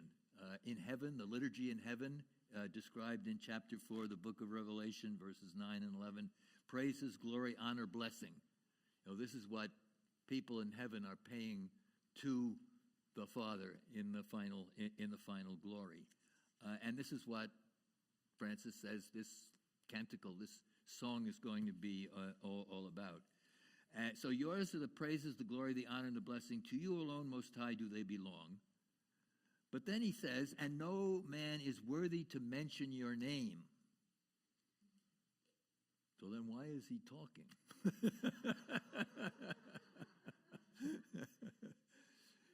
Why is he talking? If no one is worthy to mention your name, any reflections on that? Yes?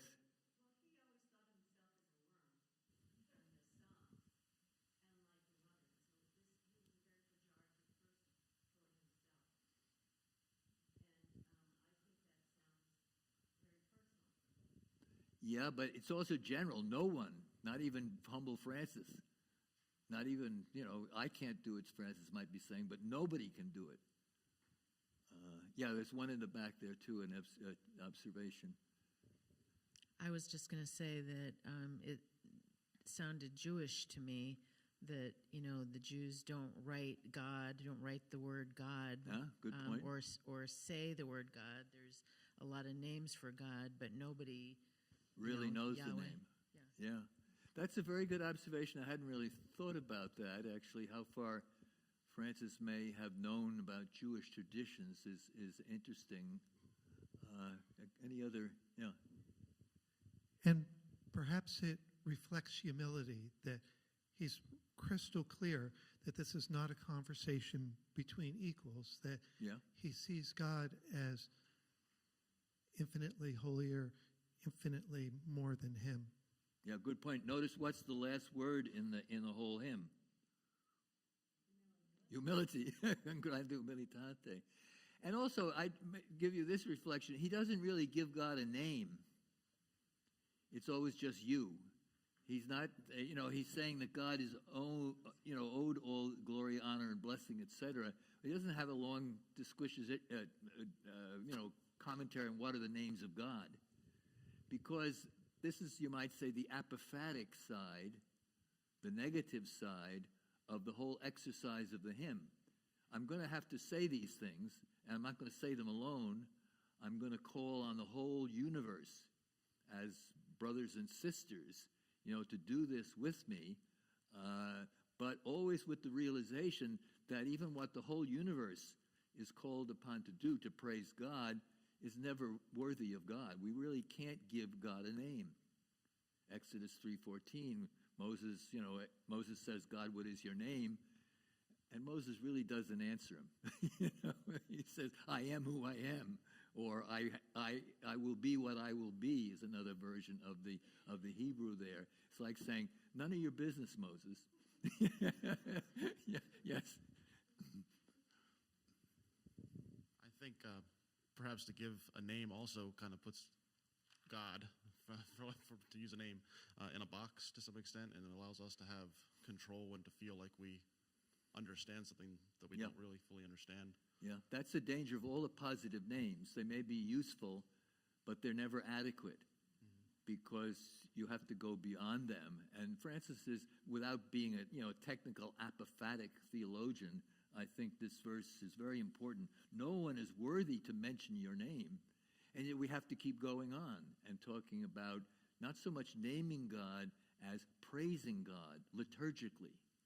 I mean, this is really a liturgical piece in the sense that it's a praise poem, very close, of course, to some of the Psalms and other canticles in the Old Testament and in the New Testament, where you're called upon to praise rather than to name. So it's the apophatic dimension. And it reminds me, there's a very important place at the beginning of St. Augustine's on Christian teaching, the De Doctria Christiana, where Augustine reflects on the impossibility of saying anything about God. And he says, God is ineffable, but when I call God ineffable, I've said something. And so what kind of a contradiction is that? God is ineffable, but I'm talking about God. And at that stage, Augustine moves to the stage of praise and liturgy. He says, even though I know you're ineffable and I cannot say anything about you, I'm called upon to praise you, to say words of praise to you, even though I know they're not adequate. And the words of praise are primarily words of liturgy. So you're called upon, to move into the language of praise, which is not adequate but is necessary because that's what we're called upon to do.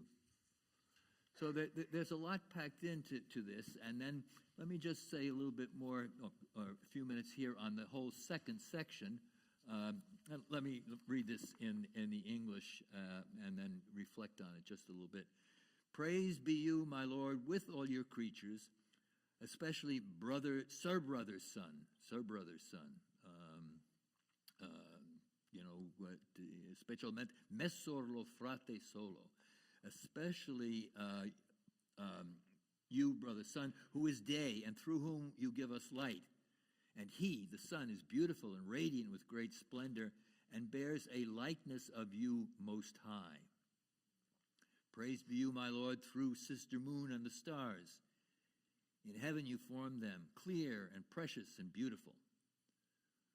Now, those verses 3, 4, and 5, this is really the celestial world. These are the major objects of the celestial world. Then Francis is going to turn to the terrestrial world.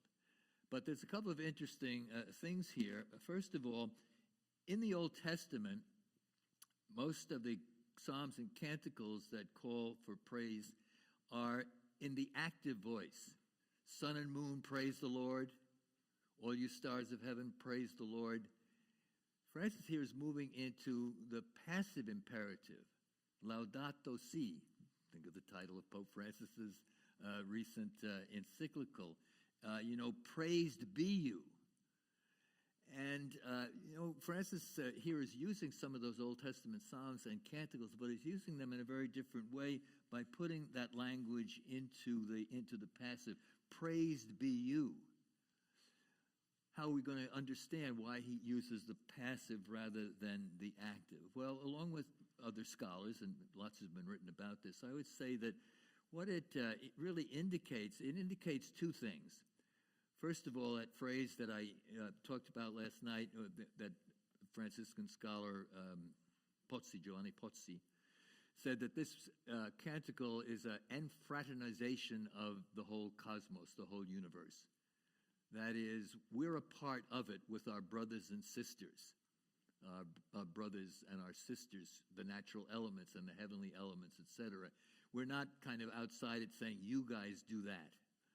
No, we're saying, may God be praised, and God is being praised by nature and by us who are part of that kind of that whole natural world. And then if you also think about it, or you can think about it by saying that, in a sense, if you understand it more deeply, God is praising himself through everything he has created. Why was the universe created? To love and give praise to God.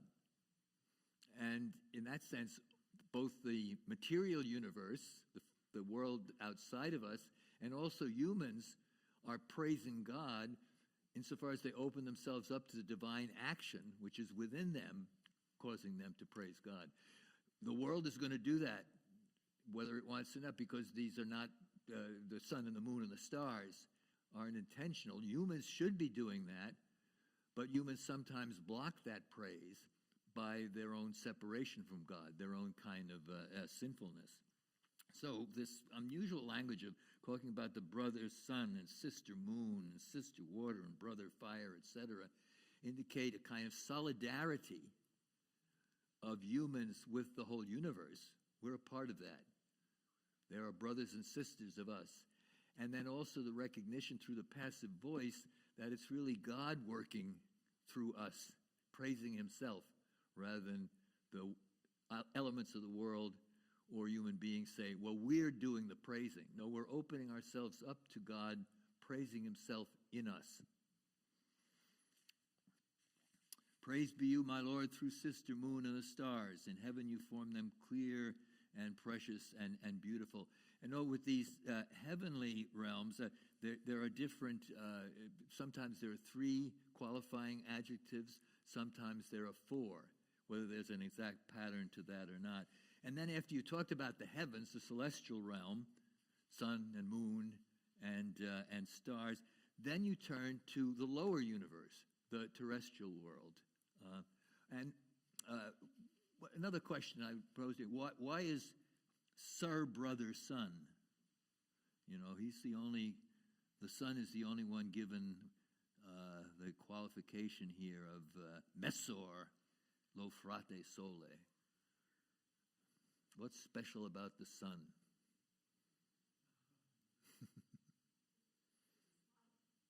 Pardon? Yeah, it's life-giving, and it's really, in this traditional universe, the sun is so important in that traditional universe. It's what gives light to the world, and therefore it has a very special place here. It bears a likeness of you most high. So all the things in nature bear some likeness to God, perhaps, but Sir Brother Sun has a very special place, I think, primarily because just as God gives life to the whole universe, light and life, to the whole universe. So the sun is the source of light, and also the source of life. I mean, it causes things to grow and makes that possible. And then these verses, so 6, 7, 8, and 9, you move down from the heavens, you move down to the earth, and you name the 4 elements. These are the 4 basic elements in the medieval cosmology on which the world is created. The air, here brother wind, and through the air, water, fire, and earth. So here this is a totality of the terrestrial world, composed of the 4 elements, which Francis says, as brother and sister to us, are praising God at the same time. So, praise be to you, my Lord, through brother wind and through the air, cloudy and serene and every kind of weather. So any kind of weather, both the good weather and the bad weather. Sometimes it's cloudy like it was and rainy like yesterday. Sometimes it's serene like it is today, because every kind of weather, it praises God in its own way. And through which you give sustenance to your creatures. Creatures breathe the air, and without the air, again, there wouldn't be life. Praise be to you, my Lord, through sister water, which is very useful and humble and precious and chaste. We wouldn't maybe think of water as humble or chaste, because he's thinking of clear water, really good, nice, clear water. And it's humble because it serves so many purposes. It's precious to humanity, couldn't live without water. And pure water is chaste. Praise be to you, my Lord, through brother fire, through whom you light the night. And he is beautiful and playful and robust and strong. Through whom you light the night.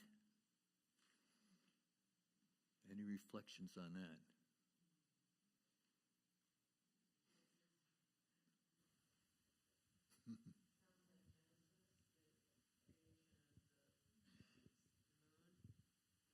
Yeah, think about what it was to live in the Middle Ages, when the sun went down. It was very dark. No electricity. When the sun went down, there was total darkness. And the only thing that relieved that was fire. And so, it's this is a reflection very much on the cultural condition in a world we can't imagine. I mean, we live in a very different world today, but people have written about the Middle Ages say, well, you don't know what it was like in the Middle Ages. First of all, most people were sick all the time. Medicine was very, very ineffectual. Things were dark almost all the time if you didn't have a fire somewhere. Many people were very cold, particularly poorer people were cold. The daily life in medieval period was extremely different from the kind of life that we live today. And I think what you get is a reflection of one of the things that fire does. Well, it gives us a light at night so we can see something and maybe stay warm, etc. And that's a gift of the creation of the fire that God has given to us.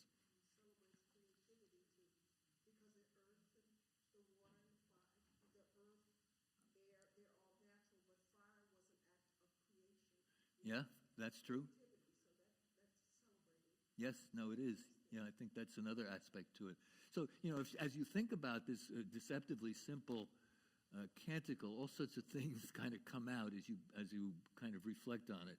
And then, praise be to you, my Lord, through our sister Mother Earth, who sustains and governs us, and who produces varied fruits with colored flowers and herbs. And again, there's reminiscence here of the creation account in the Hexameron as well. So Francis is thinking of a lot of these created aspects of the biblical account from the Hexameron, the creation of the world, and the different elements in the world.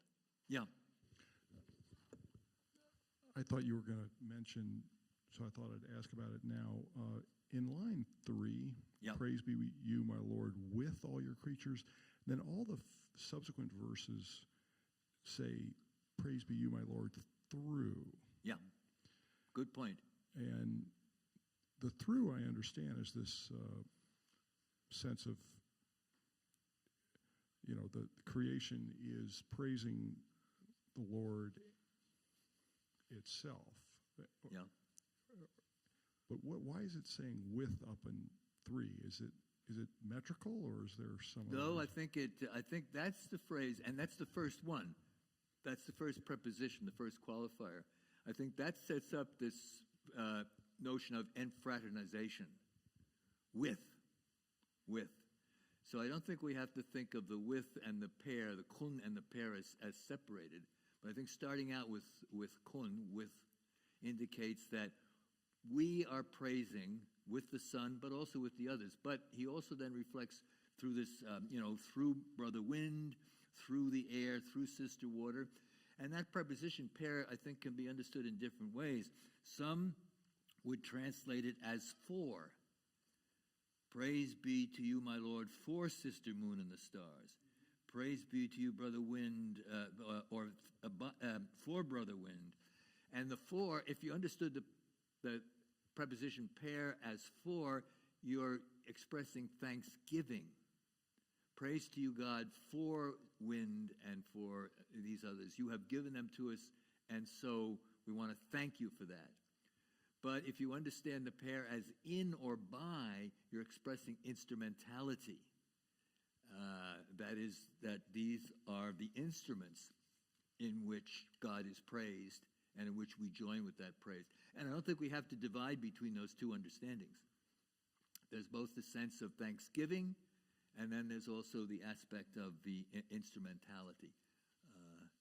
And I think that the with preposition really can be understood with all of those different elements that Francis is calling on, because he starts out with that, with the Son and with the others, and with those elements under the Son, or in relationship, in a secondary relationship, we're both praising God cum, with, kun, and pair, for or by.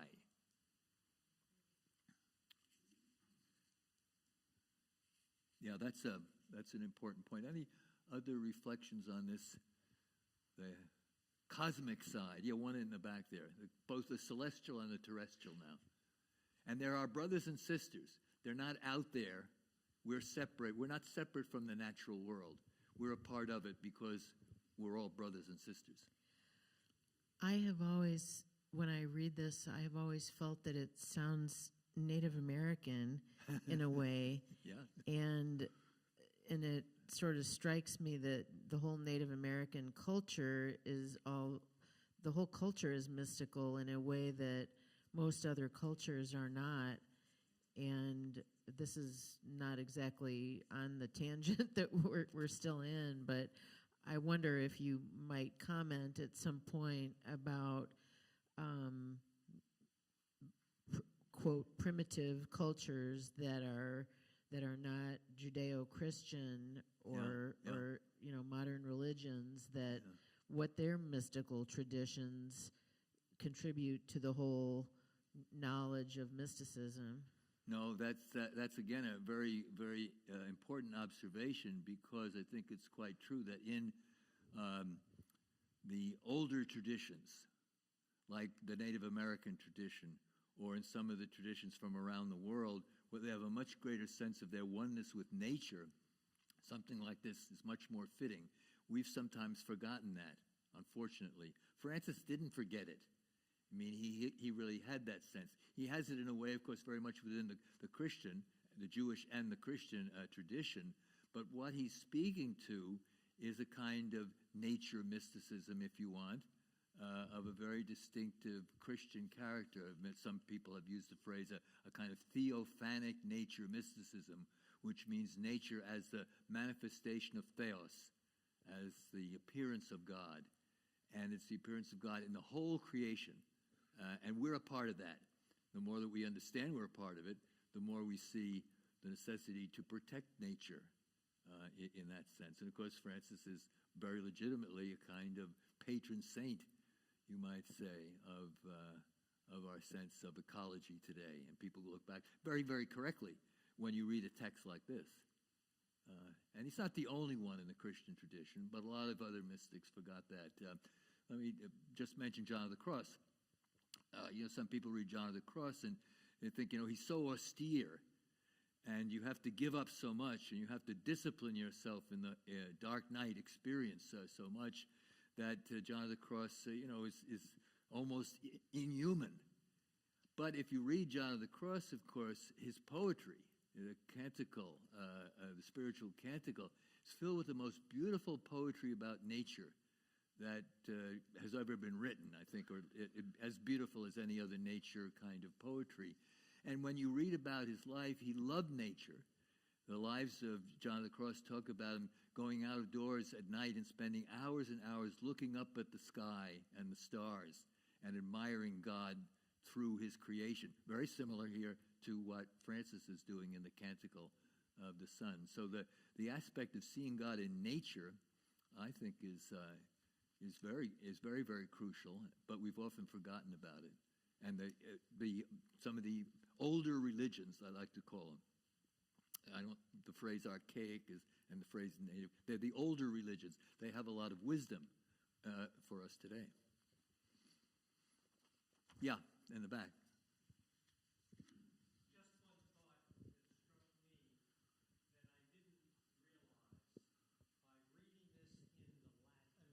In the Pope Francis's encyclical on the environment is Laudate Si. That's correct, yeah. And that just struck me.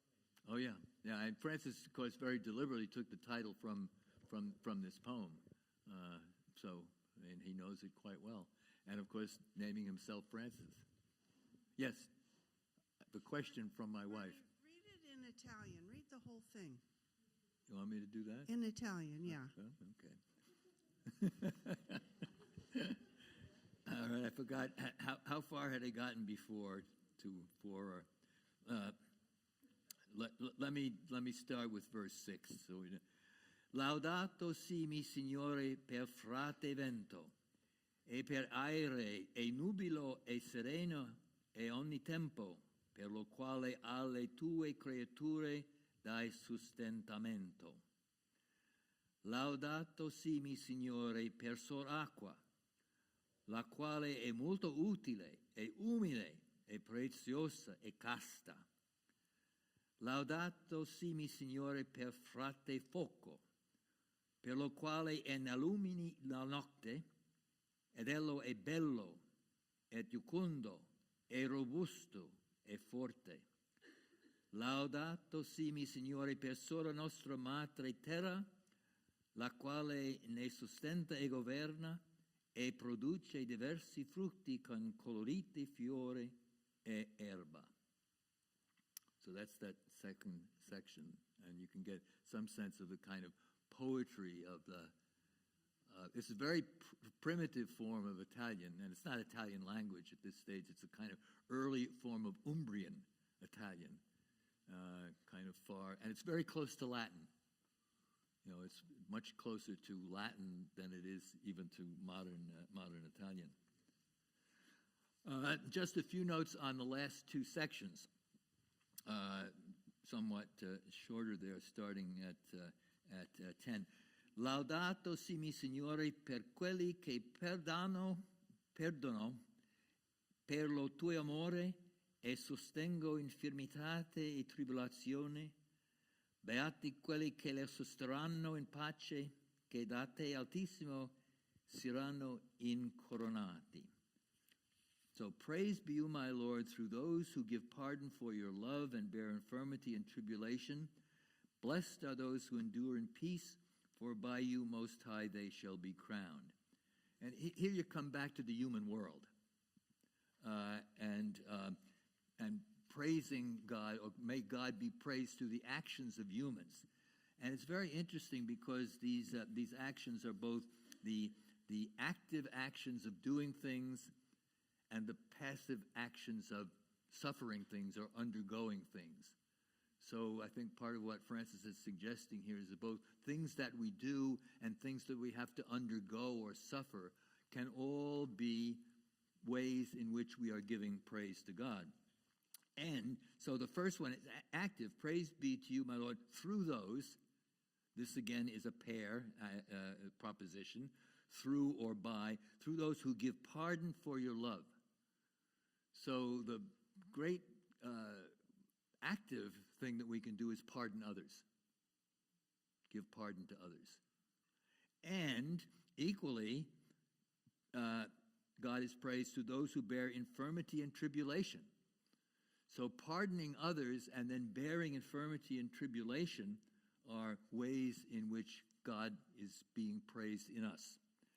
And then, blessed are those who endure in peace, for by you Most High they shall be crowned. This is like a beatitude. It's really kind of a version of the Beatitudes. Blessed are those who endure in peace.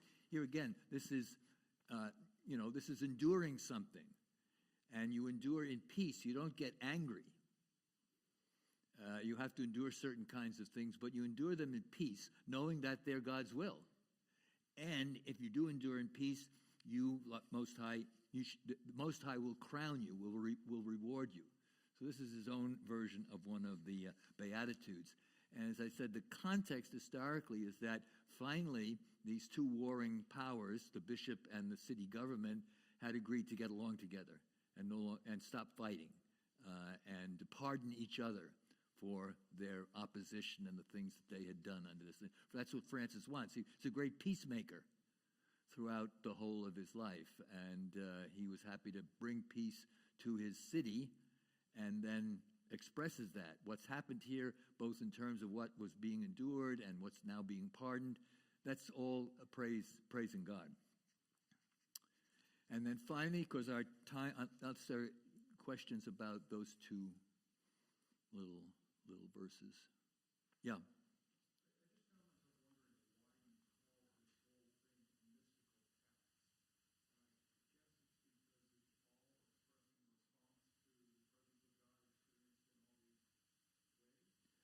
Francis is seeing God in the entire universe. For him, the universe is God praising himself through nature and through our own actions, the actions of pardoning and undergoing things in peace if necessary. So I would say it's a very deeply mystical text. So it doesn't have, it's not a text about visions of God. It's a text about awareness of the universe as the thing that God has created in love, and that God is returning to himself in the action of his praise and opening ourselves up to that. So that's, I would say, a very deeply mystical text. And then finally, and this, as I said, Francis is lying on his deathbed. The last couple of days, he's extremely ill. He's being taken care of both by the brethren who had come, and for many months before, they'd been taken care of by St. Clare. Francis and Clare didn't have much to do with each other over many years, because Clare and her sisters are there in enclosure, and Francis is wandering around, not only in Italy, but he's going off to the Holy Land, and he goes off probably to Spain. And so they didn't really see much. The fact that people think they were always together, I mean, that's a historical myth. But he was very important in Clare's time of her conversion and setting up a kind of form of life. And then at the end, when he's very, very ill, he goes to Clare, and Clare and the other sisters take care of him. He's very, very sick. And then some of the brothers come as he's dying, and that's when we get the last part. Laudato si mi Signore per sola nostra morte corporale, dalla quale nullo uomo vivente può scappare. Guai a quelli che morano nelle peccata mortale, beati quelli che troverà nelle sue santissime volontate, che la morte secondo noi farà male. And then, laudate e benedicite mi Signore, e ringraziate e serviateli con grande umilitate. So here's this wonderful phrase, he's welcoming sister bodily death. This is bodily death, because the soul is not going to die. So, praise be to you through, or for the sake of our sister bodily death, from whom no living person can escape. So you're always going to die. The question is how you deal with it. He welcomes it. He knows it's coming. So death is his sister. Part of part of that process. And then, that's unusual.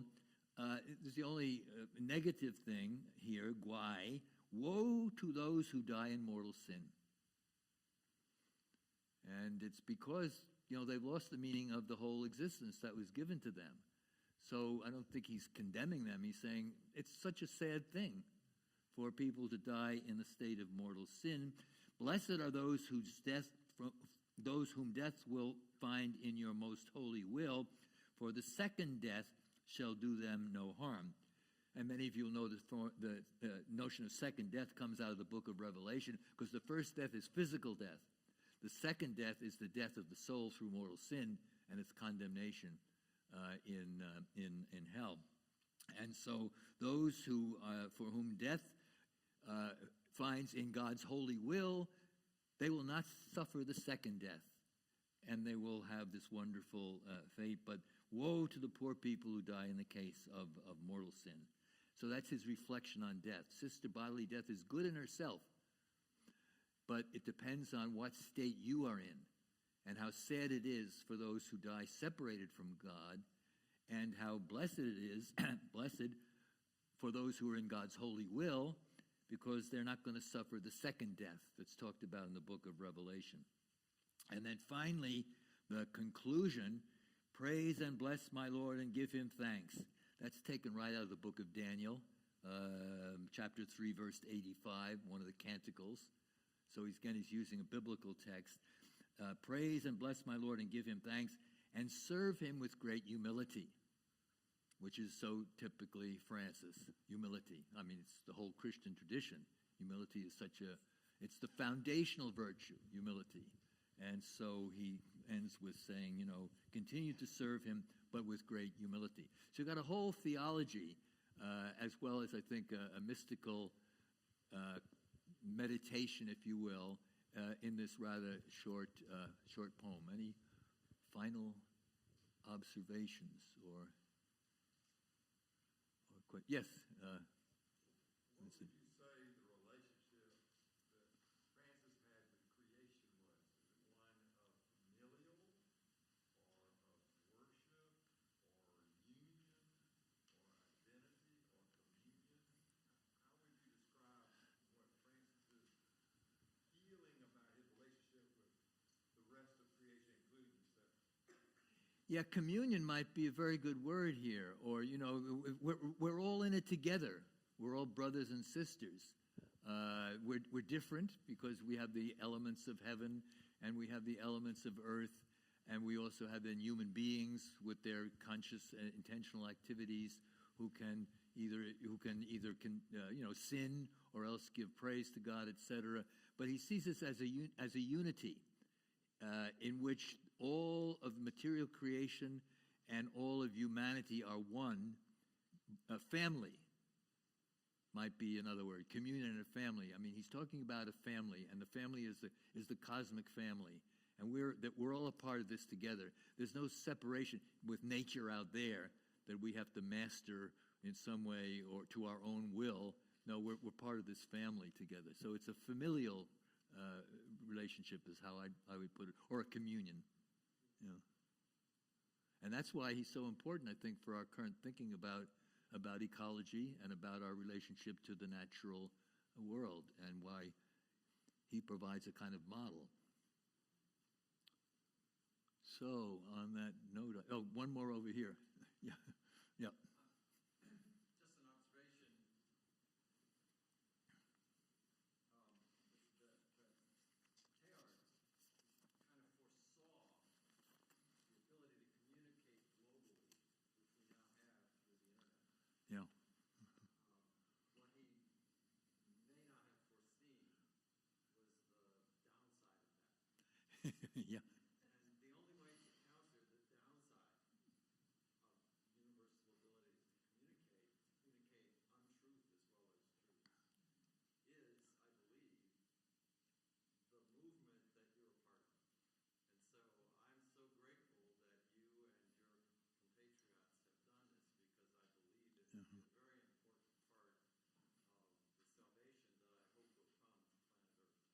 Well, we all pray for that. Thank you. But I'm going to turn it over to Margaret now, since we have reached our temporal limits. Thank you, Bernie, for reconnecting us with this vast time and space of mystics, and in all different settings. I feel reconnected with my brothers and sisters and re-inspired to live faithfully the contemplative life. And so thank you very much. Thank you all. Thank you.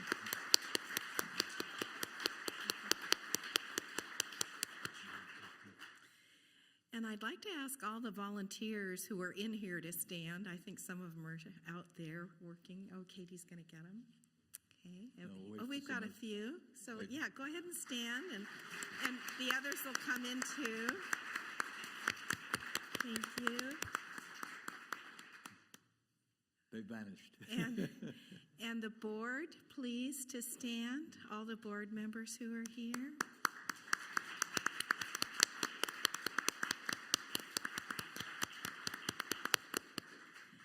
And all the staff, please stand, who are here.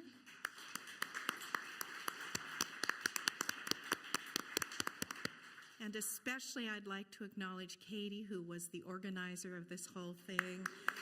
Thank you so much, Katie. And thanks to those who have contributed to the Gerald May Fund. And a reminder, Bernie will be signing books from now until 4:30, so you can still buy books and have them signed. I'd like to close with a prayer of thanksgiving in the spirit of St. Francis. This is from The Wisdom of the Wilderness by Gerald May. Love is the pervading passion of all things that draws diversity into oneness, that knows and pleads for union, that aches for goodness and beauty, that suffers loss and destruction. Love is the power that births and grieves, the laughter that fills the heavens, the tears that water the earth. Love is the energy that fuels, fills, and embraces everything everywhere, and there is no end to it ever. As we go our separate ways, may we be deeply aware of the love that surrounds us and that lives within us. May our hearts be filled with gratitude for such abundant love. Amen. Amen.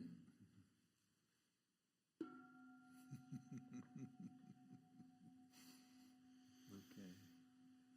Shall I blow out the candle?